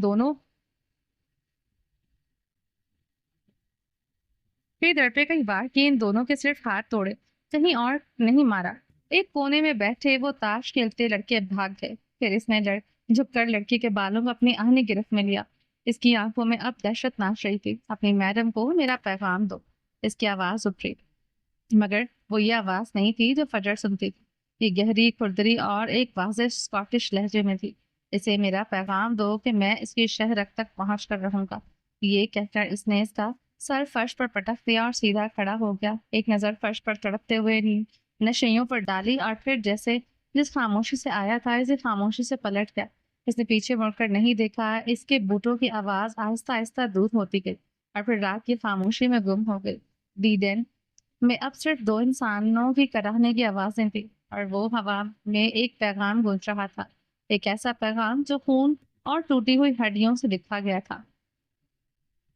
جب وہ واپس فجر کے کمرے میں داخل ہوا تو رات کا آخری پہر تھا۔ اس نے جیکٹ، کیپ اور ماسک اتار کے اپنی پرانی شناخت دوبارہ اڑ لی تھی، مگر اس کے اندر کا طوفان ابھی تھما نہیں تھا۔ اس نے دروازہ آہستگی سے کھولا، یہ سوچ کر کے وہ اب تک سو رہی ہو گئی، مگر وہ کمرے کے عین بیچ میں کھڑی تھی، ہاتھ میں فون پکڑے۔ اس کی مدھم روشنی کے چہرے پر پڑ رہی تھی، جس پر تفکر کے سائے تھے۔ دروازہ کھلنے کی آہٹ پر اس نے سر اٹھایا۔ تم کہاں گئے تھے؟ وہ آگے بڑھی، آواز میں بے چینی صاف ظاہر تھی۔ کچھ نہیں، بس تازہ ہوا کھانے گیا تھا، اس نے دروازہ بند کرتے ہوئے نرمی سے کہا۔ آواز میں وہی اپنائیت تھی۔ وہ فجر کی جانب بڑھا۔ فجر نے حیرت سے اسے دیکھا۔ اس کی آنکھیں ولی کے چہرے کے لباس اور اس کی چال کا جائزہ لے رہی تھی۔ چند لمحے جانچتی ہوئی نظروں سے اسے دیکھنے کے بعد اس کی آواز اٹھی، جس میں شک کی ایک ہلکی سی لکیر تھی۔ ہوا کھانے یا کھلانے؟ اس کی بھمیں سکڑ کر پوچھا۔ اس کی بات پر ولی کے لبوں پر ایک بے ساختہ دلکش مسکراہٹ پھیل گئی۔ کیسی ہو اپنا باتیں کرتی ہوں، میں ایڈم برا کا معصوم سا انسان ہوں۔ اس نے آگے بڑھ کر فجر کے دونوں ہاتھ تھام لیے۔ اس کی گرفت مضبوط مگر نرم تھی۔ وہ اس کے سرد ہاتھ اپنے گرم ہاتھوں میں لیے کھڑا تھا، اس کی آنکھوں میں جھانکتے ہوئے جیسے وہ اس کی روح میں اتر کر سارے شک کو دور کر دینا چاہتا ہو۔ اس معصوم انسان پر مجھے شک کیوں ہو رہا ہے؟ فجر نے بھی اسی کے انداز میں جواب دیا۔ اتنا شک نہیں کرتے بیگم صاحبہ، صحت کے لیے اچھا نہیں ہوتا، اس نے دلکشی سے کہا۔ اپنے عام سے انداز میں فجر کا ایک ہاتھ چھوڑا اور دوسرا ہاتھ اوپر اٹھا کر اس کے سر سے گزارتے ہوئے اسے ہلکا سا گھمایا۔ فجر کے اس غیر متوقع عمل پر خود کو روک نہ پائی اور ہلکے سے گھوم گئی۔ اس کے چہرے پر حیرت اور مسکراہٹ کا امتزاج تھا۔ میں فجر معراج ہوں، میں خطروں اور زخموں کو سونگھ لیتی ہوں، اس نے گھومتے ہوئے جواب دیا۔ آواز میں ایک فخر اور چیلنج تھا۔ ولی نے اسے گھوم کر واپس اپنی جانب کیا اور اس کا ہاتھ نرمی سے اپنے کندھے پر رکھتے ہوئے اسے اپنے قریب کر لیا اور اب وہ اس کے نزدیک تھا۔ اچھا تو پھر ابھی کیسا محسوس ہو رہا ہے؟ اس نے دھیرے سے پوچھا۔ اس کی آنکھوں میں گہری مقناطیسی کشش تھی۔ سچ بتاؤں؟ فجر اس کے چہرے پر نظریں جمائے ہوئے بولی۔ اس لمحے میں وقت جیسے تھم گیا تھا۔ ہاں۔ اس کی آواز ایک سرگوشی کی مانند تھی۔ وہ دونوں ساکت کھڑے تھے، دنیا سے بے خبر، صرف ایک دوسرے کے وجود سے آگاہ۔ بہت اچھا۔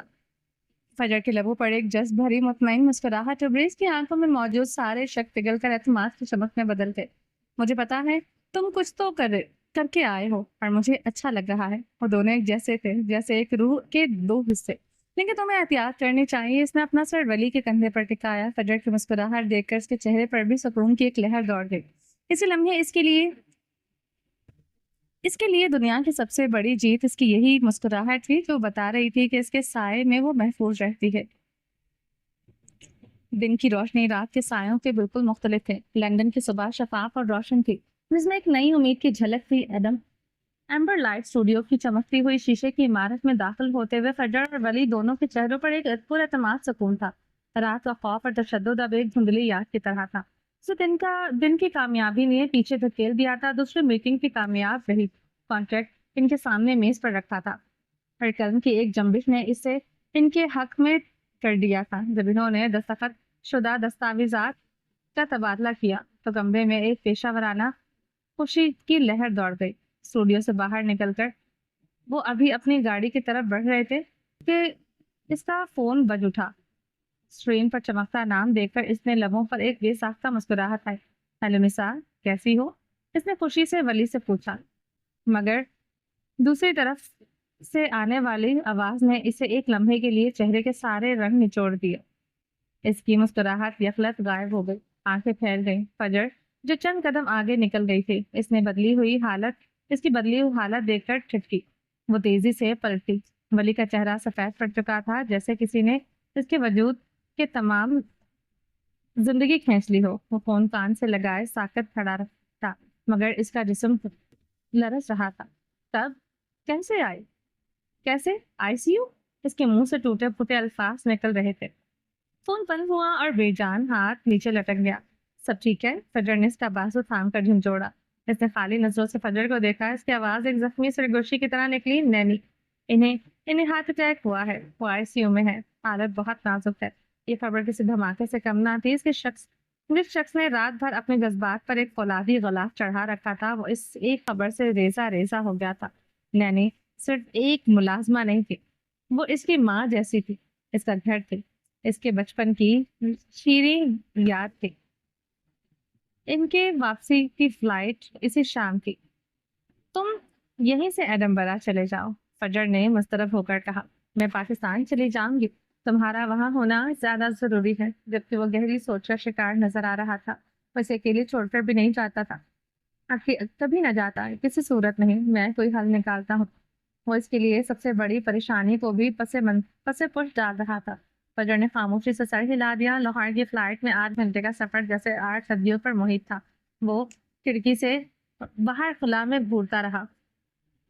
وہ اس کے لیے اپنی سب سے بڑی پریشانی کو بھی پس پش ڈال رہا تھا۔ فجر نے خاموشی سے سر ہلایا۔ لاہور کی فلائٹ میں 8 گھنٹے کا سفر جیسے 8 صدیوں پر محیط تھا۔ وہ کھڑکی سے باہر خلا میں گھورتا رہا۔ اس کا جسم ساکت تھا، مگر اندر ایک طوفان برپا تھا۔ اس نے بڑی مشکل سے لاہور پہنچنے سے چند گھنٹے پہلے ہی ایڈنبرا کی فلائٹ بک کر لی تھی۔ فجر خاموشی سے اس کی اذیت کو محسوس کر رہی تھی۔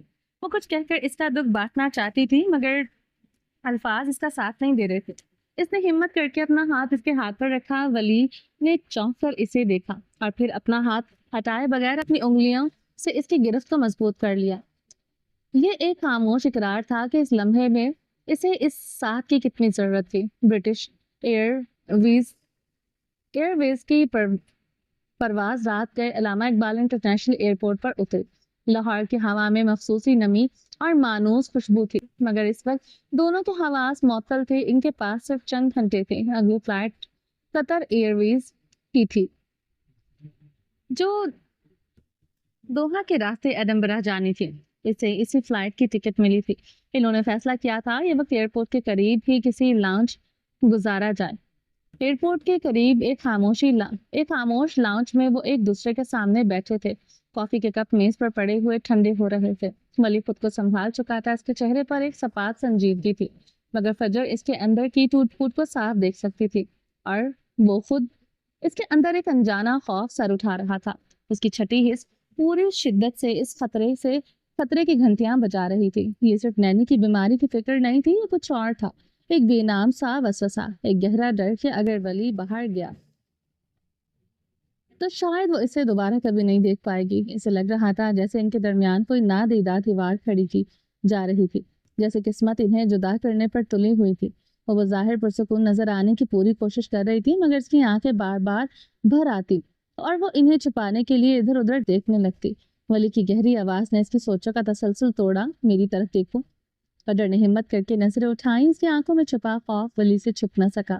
میں جانتا ہوں تم کیا سوچ رہی ہو۔ اس نے میز پر فجر کے سرد ہاتھ اپنے گرم ہاتھوں میں لے لیے۔ کچھ نہیں ہوگا، میں بس نینی کو دیکھ کر ان کی خیریت یقینی بنا کر واپس آ جاؤں گا۔ میں وعدہ کرتا ہوں، میں جانتی ہوں۔ وہ مشکل بولی، اگر نینی کا معاملہ نہ ہوتا تو میں تمہیں ایک لمحے کے لیے بھی چھوڑ کر نہ جاتا۔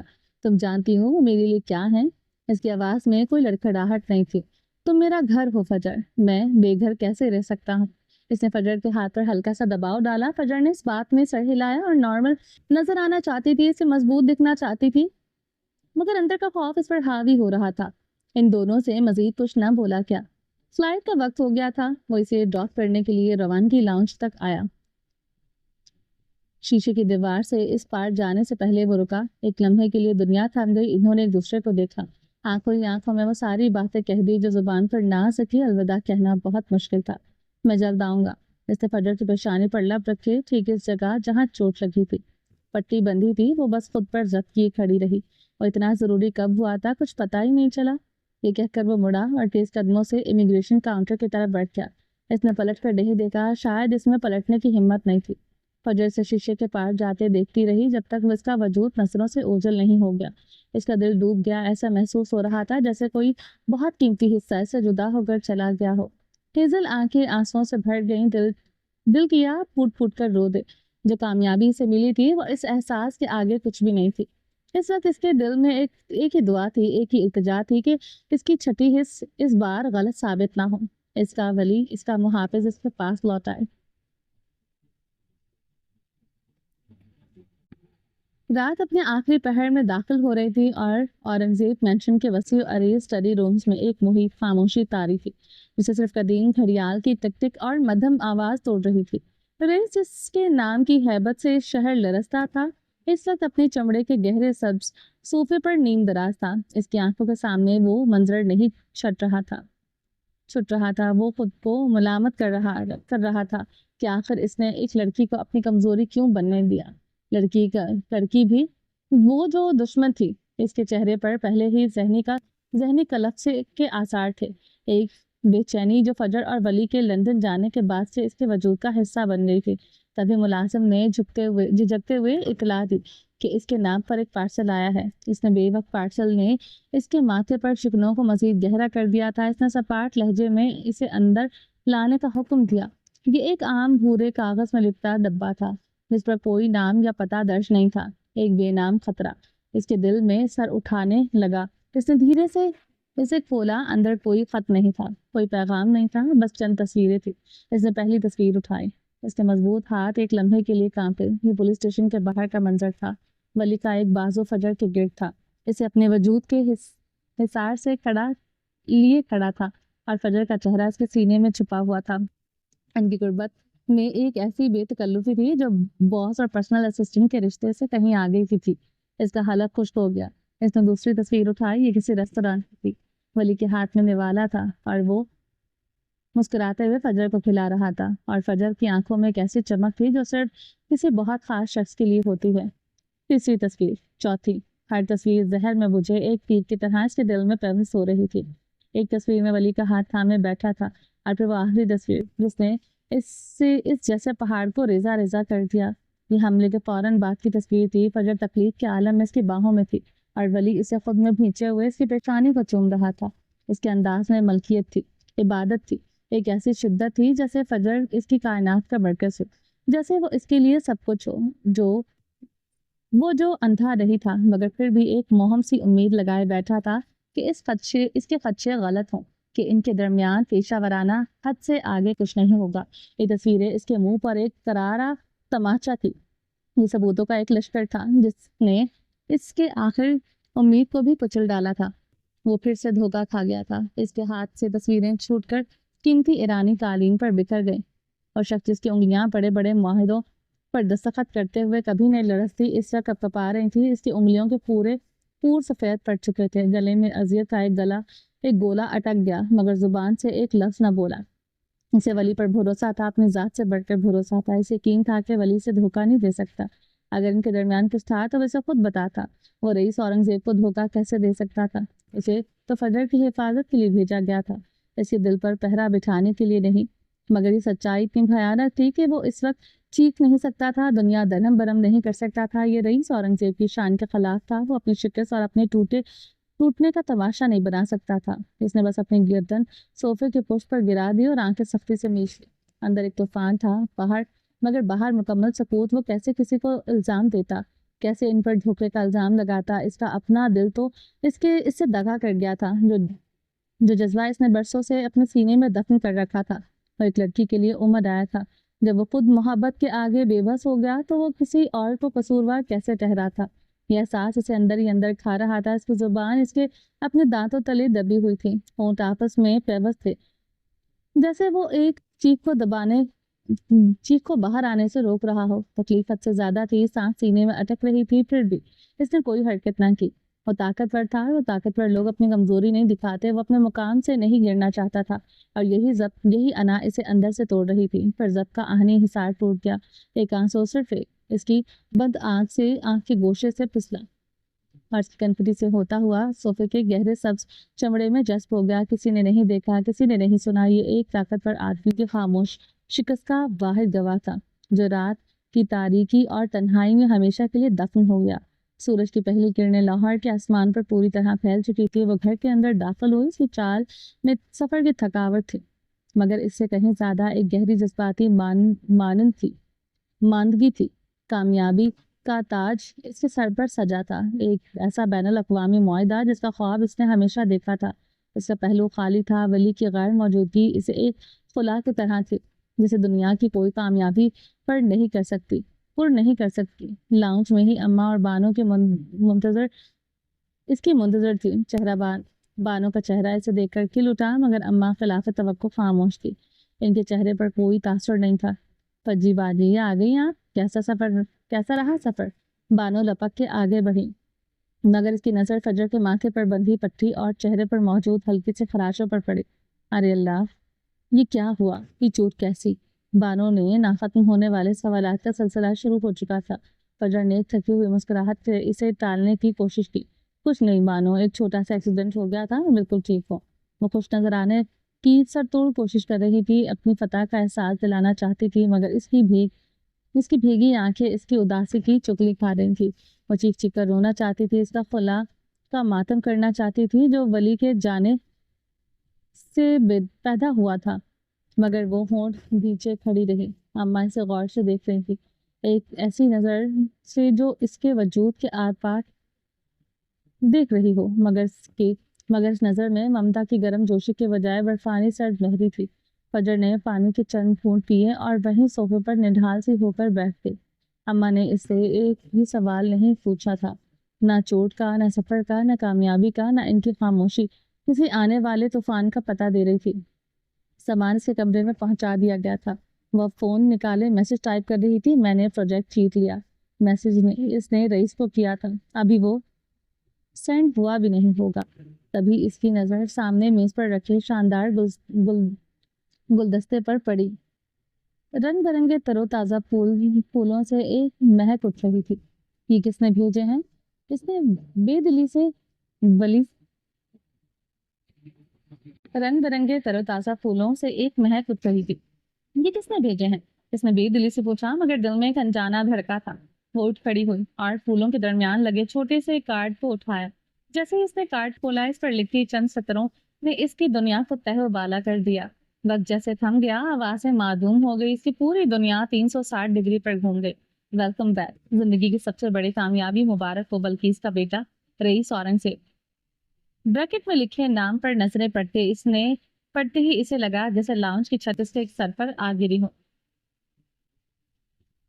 इसे अपनी पूरी जिंदगी झूठ लगने लगी। कार्ड इसके बेजान हाथों से छूटकर नीचे कालीन पर गिर गया।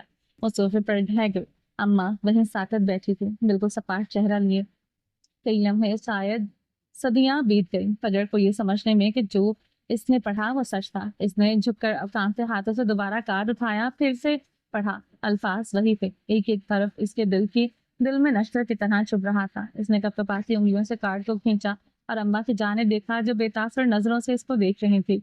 अम्मा, इसकी आवाज एक टूटी हुई सरगोशी थी। अम्मा ये, वो पूछना चाहती थी मगर अल्फाज इसके हलक में ही दम तोड़ गए। अम्मा ये सच नहीं है ना? इसने एक आखिरी मोहन सी उम्मीद के साथ पूछा। इसकी आंखों में इल्तिजा थी। वो उठकर अम्मा की जानिब आई। अम्मा, कहे ना अम्मा, ये झूठ है, कहे ना।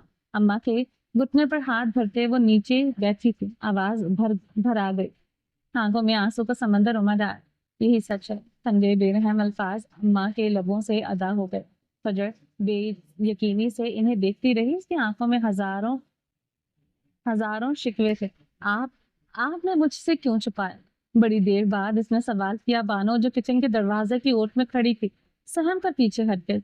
वो समझ नहीं पा रही थी कि क्या हो रहा है, मगर फिजा में फैला दर्द इसे अपनी गिरफ्त में ले रहा था। क्योंकि मुझे तुमसे नफरत है फजर, शदीद नफरत। अम्मा ने बगैर किसी लगी लिपटी के कहा और इनके हर लफ्ज ने फजर के वजूद को चीर कर रख दिया।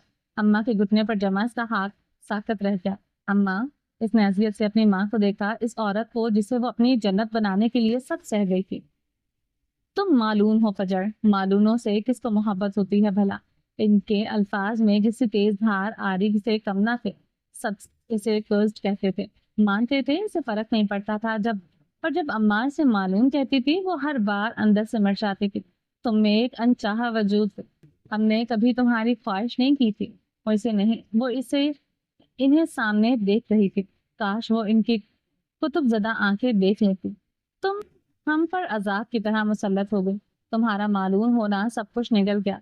फजर जब्त किए इन्हें देखती रही। इसके होंठ कपकपा रहे थे, पलकें लरस रही थी। वो बहुत कुछ कहना चाहती थी मगर कुछ कह ना सकी। अपना 100% देकर भी वो माँ के दिल में रत्ती भर भी जगह नहीं बना पाई। उसने इसकी सारी जिंदगी, सारी कोशिशें सब बेमायने था। इसका हाथ अम्मा के घुटने से उठ गया। मैंने तुम्हें रोका था, मैंने कहा था रईस औरंगजेब से दूर रहो, मगर तुमने नहीं सुना। तुम इसके जाल में फंस गए। तुमने अपनी मौत खुद चुनी। इस बेरहम सिसकी फजर के हलक में अटक गई। तुम मीनार का मुतबादल हो, तुम अपने लिए नहीं बने। तुम्हारी कोई पहचान नहीं है सिवाय इसके कि तुम पर रईस औरंगजेब का बुरा साया है, जो हमेशा रहेगा। तुम्हारी हर सांस, तुम्हारी हर कामयाबी एक धोखा है जो तुमने खुद को दिया। वो एक झटके से पीछे हटी। इसके अंदर कुछ टूटकर रेजा रेजा हो गया। जिस शख्स को वो अपना मसीहा समझती थी, वही इसकी जिंदगी का स्याह साया निकला। जिस कामयाबी पर वो नासा थी, वो इसकी सबसे बड़ी शिकस्त थी। इसने मजीद कुछ नहीं कहा, कुछ नहीं पूछा। तमाम सवालात दम तोड़ चुके थे, तमाम जवाबात मिल चुके थे। उसने खाली नजरों से अपनी अपनी अम्मा को आखिरी बार देखा, फिर झुककर वो छोटा सा कार्ड उठाया, ऐसे मुट्ठी में खींच लिया। अब इसे रईस मेंशन जाना था। वो जानती थी वो इसका इंतजार कर रहा था। वो नहीं जानती थी वो वहां तक कैसे पहुंची थी। इसका दिमाग माउस था, जहन इतनी बड़ी हकीकत बर्दाश्त नहीं कर पा रहा था। अभी तक लग रहा था जैसे कोई भयानक बेरहम मजाक था।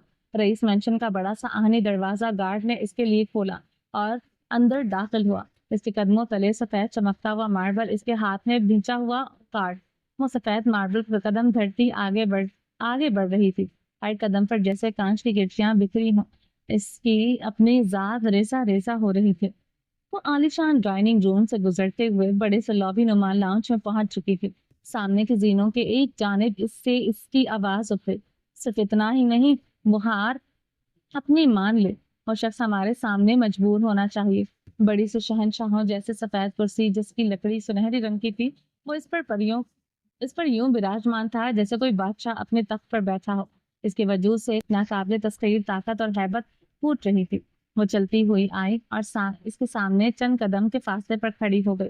इसका हर कदम दिल पर पड़ने वाले हथौड़ों की तरह था, जिसे वो सुन रहा था, महसूस कर रहा था। इसने किताब बंद की और एक जानिब रखे मेज पर धरी, फिर धीरे से रुख मोड़कर इसे देखा।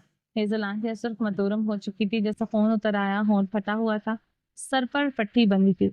وہ اس کے سامنے کھڑی تھی، ہاتھ میں وہ بھیجا ہوا مڑا توڑا کارڈ تھا۔ اس کا پورا وجود آندھیوں کی زد میں تھا۔ رئیس نے چند لمحے سے دیکھا، یہ جھوٹ ہے نا؟ اس نے کانپتا ہوا ہاتھ آگے بڑھایا، ہتھیلی پر وہ مسلا ہوا کارڈ رکھا۔ اس کی آواز ایک زخمی سرگوشی کی تھی، ایک آخری امید کی التجا۔ وہ اسے امید بھری نظروں سے دیکھ رہی تھی، جیسے کوئی ڈوبتا ہوا تنکے کا سہارا تلاش کرے۔ رئیس نے ایک گہری سانس لی جو اس کے سینے میں کہیں اٹک گئی۔ میں جھوٹ نہیں بولتا، ایک جملہ اور سب کچھ ختم ہو گیا۔ اس کی امید کی آخری کرن میں بجھ گئی تھی۔ ہاتھ بے جان ہو کر پہلو میں گر گیا اور کارڈ چمچماتے ماربل پر جا گرا، جیسے اس کا اپنا وجود گرا ہوا ہو۔ وہ اب اسے شکوا کنار نظروں سے دیکھ رہی تھی۔ آنکھوں میں نفرت نہیں، صرف ایک گہرا بے پایا دکھ تھا۔ تم شروع سے جانتے تھے، تم سب جانتے تھے، ابا کی طرح تم نے بھی مجھے دھوکا دیا۔ وہ ضبط کے کڑے مراحل سے گزر رہی تھی، ہر لفظ اس کے حلق میں کانٹوں کی طرح چبھ رہا تھا۔ میں دھوکے نہیں دیتا۔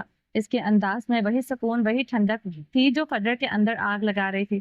اتنا بڑا طوفان برپا کر کے کوئی اتنا پرسکون کیسے رہ سکتا تھا؟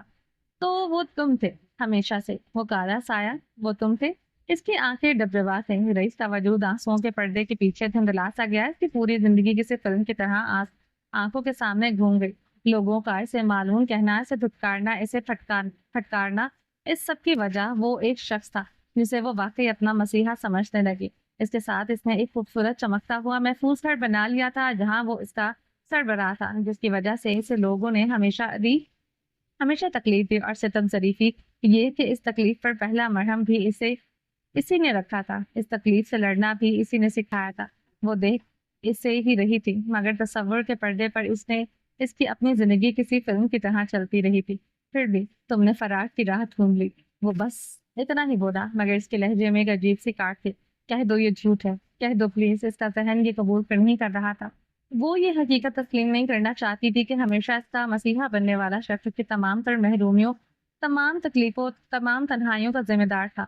وہ یہ سوچنا بھی نہیں چاہتی تھی وہ اس کی وجہ سے معلوم ٹھہرائی گئی۔ وہ سوچنا بھی نہیں چاہتی تھی جس بلقیس کے بیٹے سے وہ اس قدر نفرت کرتی تھی وہ کوئی اور نہیں، رئیس اورنگزیب تھا۔ وہ اپنی زندگی میں رئیس کا بنا ہوا بلند مکان ٹوٹتے ہوئے نہیں دیکھ سکتی تھی۔ اس کے اندر ایسی تکلیف تھی کہ وہ دل چاہ رہا تھا کہ دھاڑے مار مار کر روئے۔ اس کالے سائے سے بچنے کے لیے ہی تو اس نے ارسل جیسے شخص کو فرار کا راستہ بنایا تھا۔ میرے کہہ دینے سے حقیقت نہیں بدل جائے گی۔ اس بار اس کا لہجہ زخمی تھا، مگر فجر صرف اپنی تکلیف محسوس کر سکتی تھی۔ تمہاری وجہ سے، صرف تمہاری وجہ سے میرے ماں باپ نے مجھے مارنا چاہا، تمہاری وجہ سے مجھے ہمیشہ نفرت ملی۔ تم نے یہ کیوں کیا؟ کیوں؟ اس بار وہ پوری قوت سے چلائی، گردن کی نسیں ابھر آئیں، چہرہ سرخ انگارا ہو رہا تھا جسے ابھی تھک جائے گا۔ ضبط کے سارے بندھن ٹوٹ چکے تھے۔ وہ کھڑی نہ رہ پائی، گھٹنوں کے بل فرش پر گر گئے۔ کھڑے رہنے کی طاقت نہیں تھی، وہ یوں ہی بیٹھا رہا کسی ڈارک لارڈ کی طرح، بے حس بے حرکت، مگر اس کی حرکت میں اذیت کا ایک گولا اٹک چکا تھا۔ زندگی کا ایک پل فجر کی آنکھوں کے سامنے گھوم گیا۔ تم نے میری ساری روشنی چرا لی رئیس، تم نے مجھ پہ اندھیرے بھر دیے۔ وہ روتی نہیں تھی، وہ رو رہی تھی، وہ پھوٹ پھوٹ کر سسکیاں لے رہی تھی۔ اس کا ہر آنسو سفید ماربل پر ایک داغ چھوڑ رہا تھا۔ اس نے پہلی بار اسے رئیس کہا تھا، اس کا نام لیا تھا۔ وہ رئیس دوبارہ سننے کے لیے ایک سلطنت لٹا سکتا تھا، مگر افسوس اس وقت اپنی خاموش شکست کا تماشا دیکھ رہا تھا۔ تم نے میرے ساتھ ایسا کیوں کیا؟ وہ جواب چاہتی تھی، وہ ہر اس اذیت کا حساب چاہتی تھی جو اس نے بنا کسی جرم کے سہی تھی، ہر اس تکلیف کی وجہ جاننا چاہتی تھی جو اسے بے قصور ہوتے دی گئی تھی۔ وہ اپنی جگہ سے اٹھ کھڑا ہوا، اس کے قد کا سایہ فجر کے وجود پر پھیل گیا۔ جاننا چاہتی ہو کیوں؟ وہ قدم دھڑتا اس چبوترے سے نیچے اترا جس پر وہ کسی کرسی دھری تھی۔ وہ چلتا ہوا اس کی جانب آیا، اس کے قدموں کی آہٹ بھی اسی شاہی فرمان کی طرح گونج گئی۔ پھر وہ پنجوں کے بل اس کے قریب بیٹھ گیا کہ قربت کی وحشت سے پورا مینشن کانپ اٹھا۔ اس نے بھیگی پلکیں اٹھا کر رئیس کو دیکھا۔ ان نم آنکھوں میں ایسی بے بسی تھی کہ رئیس کا دل ہمیشہ کے لیے ڈوب گیا۔ وہ جانتا تھا اب یہ کبھی نہیں بھر پائے گا۔ میرا کیا قصور تھا؟ وہ پوچھ رہی تھی۔ اس کی آواز میں معصومیت کا وہ زہر تھا جو رئیس کو تلچھٹ تک گڑوا کر گیا تھا۔ تمہارا یہ قصور ہے کہ تم منار معراج کی بہن ہو۔ اس نے فجر کے چہرے پر نگاہیں گاڑی۔ تمہارا یہ چہرہ، اس چہرے سے مجھے سب سے زیادہ نفرت ہے۔ اور اس کے چہرے کو یوں دیکھ رہا تھا جیسے کوئی آخری حسرت ہو، جیسے اس کی ہر تفصیل اپنی آنکھوں میں نقش کرنا چاہتا ہو۔ فجر اسے بے یقینی سے دیکھ رہی تھی۔ یہ شخص تو رئیس اورنگزیب تھا، طاقت اور تحمل کا پہاڑ۔ یہ عام لوگوں جیسی باتیں کیوں کر رہا تھا؟ اس کے چہرے کو کرسٹ کیوں کہہ رہا تھا؟ وہ اس کے چہرے سے نفرت کیوں کر رہا تھا؟ وہ تو عام لوگ کرتے تھے، وہ تو رئیس اورنگزیب تھا۔ یوں نہ کرو۔ اس نے ایک سسکی لی، آنسو گالوں پر بہہ نکلے۔ وہ اس سے نفرت نہیں کرنا چاہتی تھی، اس نے اسے بقا سکھائی تھی۔ اس کا دل یہ ماننے کو تیار نہیں تھا کہ یہ شخص اتنا بے رحم ہو سکتا تھا۔ اس چہرے نے مجھ سے میرا سب کچھ چھین لیا، سب کچھ۔ میں یہ سب کیوں نہ کروں؟ اس کی سیاہ آنکھوں میں پہلی بار نمی کی ایک واضح تہ ابھری، ایک ایسی تکلیف جو اس کے مضبوط ضبط کے پردے کو چیر کر باہر چھانک رہی تھی۔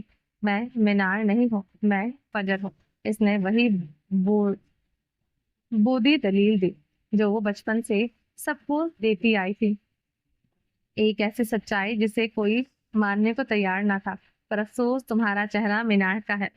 وہ بے رحم ہوا، ایک ایک لفظ نشتر بن کر چپنے لگا۔ فجر نے ایک لمحے کے لیے خود کو سنبھالا۔ میں مینار نہیں ہوں، اگر تم میرا نصیب ہوتے میں تمہیں کبھی نہ ٹکراتی۔ اس نے لہجہ مضبوط کرنے کی ایک آخری کوشش کی۔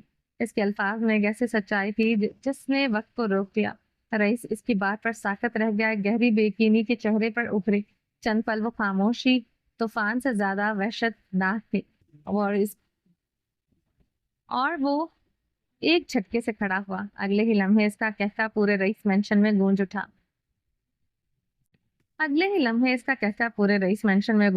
اب وہ بے طرح ہنس رہا تھا، ایک ایسا استزاہیہ اذیت ناک کہتا جو اس کی اپنی روح کے زخموں سے اٹھ رہا تھا۔ فجر حیرانی سے اسے دیکھے گئی، ایک ایسی اذیت تھی جو ہنسی کا روپ دھارے ہوئی تھی۔ پھر وہ ٹھہر گیا، کمر پر ہاتھ رکھ کے اس کی جانب پلٹا۔ مجھے افسوس ہے کہ تمہاری ماں نے تمہیں اصل سچائی سے آگاہ نہیں کیا۔ اس کا انداز خط اٹھانے والا تھا، جیسے وہ اس کی تکلیف سے لطف اندوز ہو رہا ہو۔ پھر وہ دوبارہ پنجوں کے بل بیٹھ کر اس کے قریب بیٹھا، آنکھیں اس کے چہرے پر جمع تھی۔ ان سے آنکھوں میں حسرت تھی۔ وہ اس کے بکھرے بالوں کو سمیٹ کر اس کے کان کے پیچھے کرنا چاہتا تھا۔ وہ اس کی نم آنکھوں کو انگلی کے پوروں سے چھونا چاہتا تھا۔ وہ آنسوؤں کو پوچھ لیتا چاہتا تھا، مگر افسوس وہ زہر سے بجھے لفظ اب اگلنے پر مجبور تھا۔ تمہیں لگتا ہے میں نے اتنے سال صرف اس کے لیے انتظار کیا کہ مجھے تم سے شادی کرنی تھی؟ یا ہمارا ایسا کوئی رشتہ تھا؟ او خدایا! اس کی نظریں ایک پل کو ہیزل آنکھوں سے ٹکرائیں اور اندر اٹھتے طوفان سے گلے کی گلٹی ابھر کر معدوم ہوئی۔ وہ اسے سوالیہ نظروں سے دیکھ رہی تھی، آخر سارے سچ اس سے ہی کیوں چھپائے گئے تھے؟ تم صرف میرے انتقام کا ایک ذریعہ ہو، تمہارے ساتھ مجھے وہ کرنا ہے جو مینار میراش نے میرے خاندان کے ساتھ کیا۔ مجھے تمہیں مارنا ہے فجر، میں وہ کالا سایہ ہوں جو تمہاری موت ہے۔ لفظ ہوا میں معلق رہ گئے۔ وہ ششدر سے اسے دیکھے گئی، سانس سینے میں اٹک گئی۔ تو یہ تھی حقیقت، یہ تھی اس کے وجود کی قیمت۔ مینار فیشنز کی سی ای او جس کی قابلیت کی گواہی پوری دنیا دے رہی تھی، وہ بس ایک بدلے کا ذریعہ تھی۔ کیا یہ حیثیت تھی اس کے وجود کی جس کی خاطر اس کی اتنی جنگیں لڑی؟ مجھے میراج الدین کا خاندان مٹانا تھا، مٹانا ہے۔ وہ ابھی بھی اسے نیوی نگاہوں سے دیکھ رہا تھا، اس کے پھٹے ہونٹ کو، اس کے سر پر بندھی پٹی کو، جسے کتنی تکلیف ہوئی ہوگی نا۔ اگر وہ مارنے والوں میں ہوتا تو وہ بچانے والا کون ہوتا؟ تو یہ وجہ تھی کہ اماں نے اس سے سچ چھپایا تھا، اسے کبھی رئیس اورنگزیب کا نام نہیں بتایا تھا۔ اس کی منگیتر صرف مینار تھی، وہ نہیں، ان کا ایسا کوئی رشتہ نہیں، کبھی تھا ہی نہیں۔ وہ بس اس کے بدلے کا ایک مہرا تھی، اور کالا سایہ جو اس پر منڈلاتا تھا وہ اس کی موت تھا۔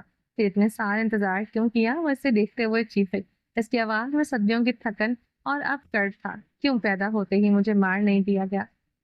اسے جواب چاہیے تھے، وہ کہنا چاہتا تھا اسے اس کی ماں نے ایک وعدے کے باندھ دیا تھا۔ وہ بتانا چاہتا تھا کہ وہ اپنے ہتھیار کب کے پھینک چکا تھا۔ وہ بتانا چاہتا تھا کہ وہ اسے کبھی نہیں مار سکتا۔ وہ بتانا چاہتا تھا کہ وہ مینار میراج کے کالے سائے سے رہائی پا چکا تھا۔ وہ بتانا چاہتا تھا کہ وہ اس کی زندگی کو روشن کر رہی تھی۔ وہ بتانا چاہتا تھا کہ وہ عورتوں کو چاہ کر بھی اپنی جنگ میں نہیں گھسیٹ سکتا تھا۔ وہ بتانا چاہتا تھا کہ اسے اپنا یہ گھر عزیز تھا جو انہوں نے مل کر بنایا تھا۔ مگر اس نے کہا بھی تو کیا؟ کیونکہ میں اس چہرے کو تڑپتے ہوئے دیکھنا چاہتا ہوں، روتے ہوئے، سسکتے ہوئے، ٹڑلاتے ہوئے، بالکل اپنی طرح۔ اس کی بات سن کر فجر چند پل ساکت سی رہ گئی، اس کا دماغ سن ہو گیا۔ پھر اس کے لبوں پر ایک عجیب ٹوٹی ہوئی مسکراہٹ ابھری۔ وہ ہنسی، اذیت بھری ہنسی۔ اب وہ ہنس رہی تھی، ہنستی جا رہی تھی۔ پھر وہ رک گئی، منہ بھینچ لیا جیسے ایک چیخ کو اندر ہی دبا رہی ہو۔ وہ پھر ہنستے ہنستے رو دی، اس کا سر جھک گیا۔ وہ دونوں ہاتھوں سے اپنا چہرہ چھپا کر پھوٹ پھوٹ کر رونے لگی۔ اب وہ رو رہی تھی۔ جب اسے ہوش سنبھالا تھا، آپ ہی تو تڑپ ہی تو رہی تھی۔ وہ اسے مزید کیا کر پاتا؟ وہ تو پہلے ہی اذیت کی انتہا پر تھی، ابھی بھی تو ان سب سے باہر نکلی تھی۔ رئیس نے اسے پہلی بار روتے ہوئے دیکھا تھا، یہ تکلیف عمل تھا۔ فجر معراج کو رلانا بچوں کا کھیل نہیں تھا. اگر وہ رو رہی تھی تو اس کا مطلب اس کی تکلیف ناقابل برداشت تھی. اس کے قریب اٹھ کر کھڑا ہوا اس کا یوں ناد ایسا تھا کہ جیسے کوئی بادشاہ اپنی رایا کے درمیان اٹھ کر واپس اپنے ناقابل تفخیر تخت کی جانب بڑھ رہا ہو. اس کی قربت کا وہ لمحہ جو وحشت وہ ان کہی اذیت سے بھرا تھا ختم ہو چکا تھا. فاصلہ دوبارہ قائم ہو گیا. وہ اس فاصلے میں صدیوں کی نفرت اور برسوں کا پچھتاوا تھا. دنیا میں ایسا رشتہ کسی کا نہیں تھا, کسی کا نہیں ہوگا جیسے ان کا تھا. موت کا سایہ اور مسیحا ایک ہی تھا. حقیقت اور فریب کے بیچ میں کی ایک آخری لکیر وہ خود تھے. وہ دونوں ایک انوکھی ڈور سے بندھی تھے. اس نے آنسو ضبط کرتے سر اٹھایا. آنسو سے بھیگے گالوں پر بال چپک گئے تھے. پھر اپنے ریزہ ریزہ وجود کو سمیٹنے کی کوشش کی. چند لمحوں کی خاموشی کے بعد جب وہ بولی تو اس کی آواز اب سسکیوں کا ارتعاش نہیں بلکہ ایک شکست خوردہ ٹھہراؤ تھا. تم مجھ سے کیا چاہتے ہو؟ وہ رخ دوسری جانب کیے کھڑا تھا. اس کی پشت فجر کی طرف تھی. وہ اسے خود سے دور کرنا چاہتا تھا اور اس کے لیے ضروری تھا کہ اسے اتنی تکلیف دی جاتی اور خود نفرت کرنے پر مجبور ہو جائے. اس کی آنکھوں میں اپنے لیے وہ التجا نہیں دیکھ سکتا تھا. اس کے ضبط کی ہر بندھن کو توڑ دیتی. میں چاہتا ہوں تم ویسے ہی جیو جیسے میں جی رہا ہوں, تنہا, اکیلے.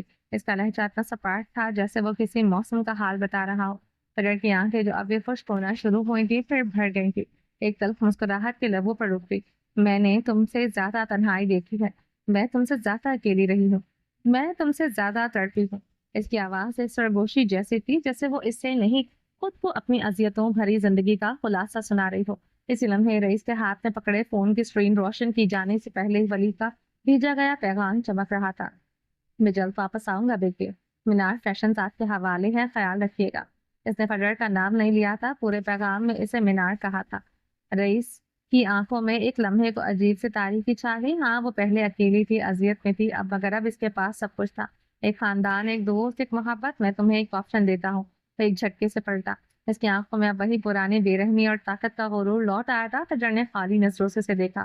تمہاری پہچان برقرار رہے گی مینار فیشن کی CEO فجر معراج, مگر تمہیں چننا ہوگا اپنی پہچان یا پھر ولی. فجر اپنی جگہ جم سی گئی. تو کیا وہ جان گیا تھا؟ وہ سب کچھ جانتا تھا. میں تمہیں مشورہ دوں گا, اپنی پہچان چن لو. ایک جھوٹے رشتے, یہ کھوکھلے سہارے تمہارے کسی کام نہیں آئیں گے. اپنے راستے الگ کر دو, باقی سب چھوڑ دو. ولی, فلک اور وہ لمحہ پھر کو رکا. مجھے آج کے بعد ہمارا تم سے کوئی واسطہ نہیں ہوگا. یہ جملہ نہیں تھا, یہ حکم تھا, یہ فیصلہ تھا. ایک فیصلہ تھا. وہ اسے اپنے بنائے گھر سے باہر نکال رہا تھا. فجر کے اندر خوف کی ایک لہر دوڑ گئی. وہ سب اسے عزیز تھے. پہلی بار تو اسے سچے رشتے ملے تھے. ایک محبت کا, ایک دوست کا. وہ ایک سربراہ تھا جس کی چھت تلے اس نے خود کو محفوظ سمجھا تھا. پہلی بار تو اس نے گھر بنایا تھا. وہ اس کا گھر نہیں توڑ سکتا تھا. میں کسی کو نہیں چھوڑ سکتی. اس کے لہجے میں اب التجا کی ایک ضد تھی. لوگوں کو اپنی کمزوری نہیں بتانا چاہیے ورنہ وہ ہماری جان لے لیتے ہیں. وہ یہی کر رہا تھا. وہ ملکہ معلوم کی چیز تھی. کیا ہوا؟ اگر اکیلی تھی, مطمئن تو تھی نا. مگر اب وہ کیسے چھوڑ دیتی. اس نے ایک آخری التجا کی. اپنی بچی کچی ہمت متجمع کی. میرا کوئی گھر نہیں تھا. میں نے بہت مشکل سے یہ گھر بنایا ہے. میرے ساتھ یوں نہ کرو. میرا گھر مت توڑو رئیس. اس کی آواز میں وہ درد تھا جو پتھر کو موم کر دے. مگر وہ رئیس اورنگزیب تھا. سلطنتی جیتنے والے سوال نہیں کرتے, حکم دیتے ہیں. وہ واپس چلتا ہوا اسی کرسی تک پہنچا اور اسی شاہانہ انداز میں بیٹھ گیا, یوں جیسے اسے سنا ہی نہ ہو. تم سن رہے ہو نا, یہ ہمارا گھر ہے. میں اسے نہیں چھوڑ سکتی. وہ فرش پر بیٹھی نہیں تھی, گھٹنوں کے بل کھڑی تھی. وہ فجر معراج جو ٹوٹ سکتی تھی مگر چھپ نہیں سکتی تھی. وہ آج اپنا گھر بچانا چاہتی تھی. یہ تمہارا گھر کبھی نہیں تھا. اس نے کتاب اٹھاتے ہوئے سرد مہری سے کہا. تم ہمارا حصہ نہیں ہو. تم کبھی ہمارا حصہ نہیں بن سکتی. تم معلوم ہو, تم وہی رہو گی. اس نے سرد الفاظ سے تابوت میں آخری تیر پھونک دی. اور عنکبوت ہمیشہ اس بھرم میں جیتا ہے کہ اس کا گھر سب سے مضبوط ہے. فجر معراج کا بھرم ٹوٹ کر کرچی کرچی ہوا. وہ واپس اپنی کتاب اٹھا کر اس میں یوں مگن ہو چکا تھا جیسے فرش پر بیٹھی ٹوٹتی بکھرتی لڑکی وہاں ہو ہی نہ. جیسے اس کا وجود ایک سائے سے زیادہ کچھ نہ ہو. بگبی بہت آہستگی سے ٹوٹی ہوئی سرگوشی اس کے لبوں سے آزاد ہوئی. جاؤ یہاں سے. اس سے پہلے کہ میں اپنا ارادہ بدل لوں, یہ التجا نہیں, تجویز تھی. اس کی تجویزیں اکثر آخری ہوتی تھی. لہجے میں ایک ایسی دھمکی تھی جس نے فجر کو ساکت کر دیا. ارادہ بدلنے کا مطلب شاید وہ تھا جو وہ ہمیشہ سے کرنا چاہتا تھا, اسے مارنا. رئیس اورنگزیب کی اتنی بڑی سلطنت میں اس کے لیے ذرا بھی جگہ نہیں تھی. اسے بے دخل کر دیا گیا تھا. اسے پھر سے معلوم قرار دے دیا گیا تھا. اسے پھٹکار دیا گیا تھا۔ انسان مرنے سے پہلے ہاتھ پاؤں مارتا ہے اور وہ جن لوگوں کو اہم سمجھتی تھی ان پر اپنی ہر کوشش آزماتی تھی۔ کل ارشد برہان نے اس سے ایسے اپنی زندگی سے نکال دیا تھا اور آج رئیس اورنگزیب اسے کاٹ کر پھینک دیا۔ کل بھی اس نے پوری کوشش کی تھی، آج بھی وہ پوری کوشش کر رہی تھی، مگر نتیجہ وہی تھا، دھتکار۔ پھر وہ خود کو سمیٹتی ہوئی اٹھ کھڑی ہوئی اور اس کے وجود میں اب کوئی جان باقی نہیں تھی۔ ایک آخری حسرت بھری نظر اس کے حق پر ڈالی جو تخت پر بیٹھا بے حس نظر آ رہا تھا۔ دل کرلا اٹھا، وہ بے رحم لڑکی جب رشتوں سے جڑ جاتی تھی پھر انہیں کاٹ کر پھینکنا اس کے لیے موت کے برابر ہوتا تھا۔ وہ مڑی اور بے جان قدموں سے واپسی کے لیے پلٹی۔ چند قدم چل کر وہ لمحے کو رکی۔ اس کی پشت ابھی بھی رئیس کی طرف تھی۔ اس نے پلٹ کر اسے نہیں دیکھا۔ اس بس ایک جملہ کہا جو پورے رئیس مینشن میں گونجتا رہ گیا۔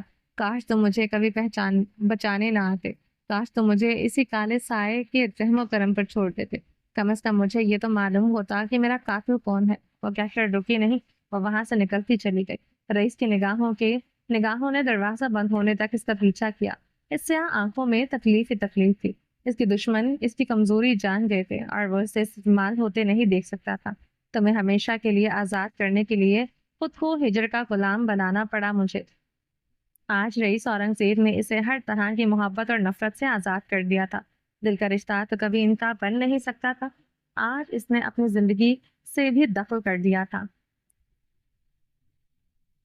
چلیں جی، باقی کا نیکسٹ پارٹ میں کنٹینیو کریں گے۔ اگر آپ نے ابھی تک میرے اس چینل کو سبسکرائب نہیں کیا، ابھی سبسکرائب کر دیں، لائک اینڈ شیئر کریں اور اپنی رائے کامنٹ باکس میں لازمی دیں۔ اپنا ڈھیر سارا خیال رکھیے گا، تو ہمیں یاد رکھیے گا۔ ملتے ہیں نیکسٹ پارٹ میں، تب تک کے لیے اللہ حافظ۔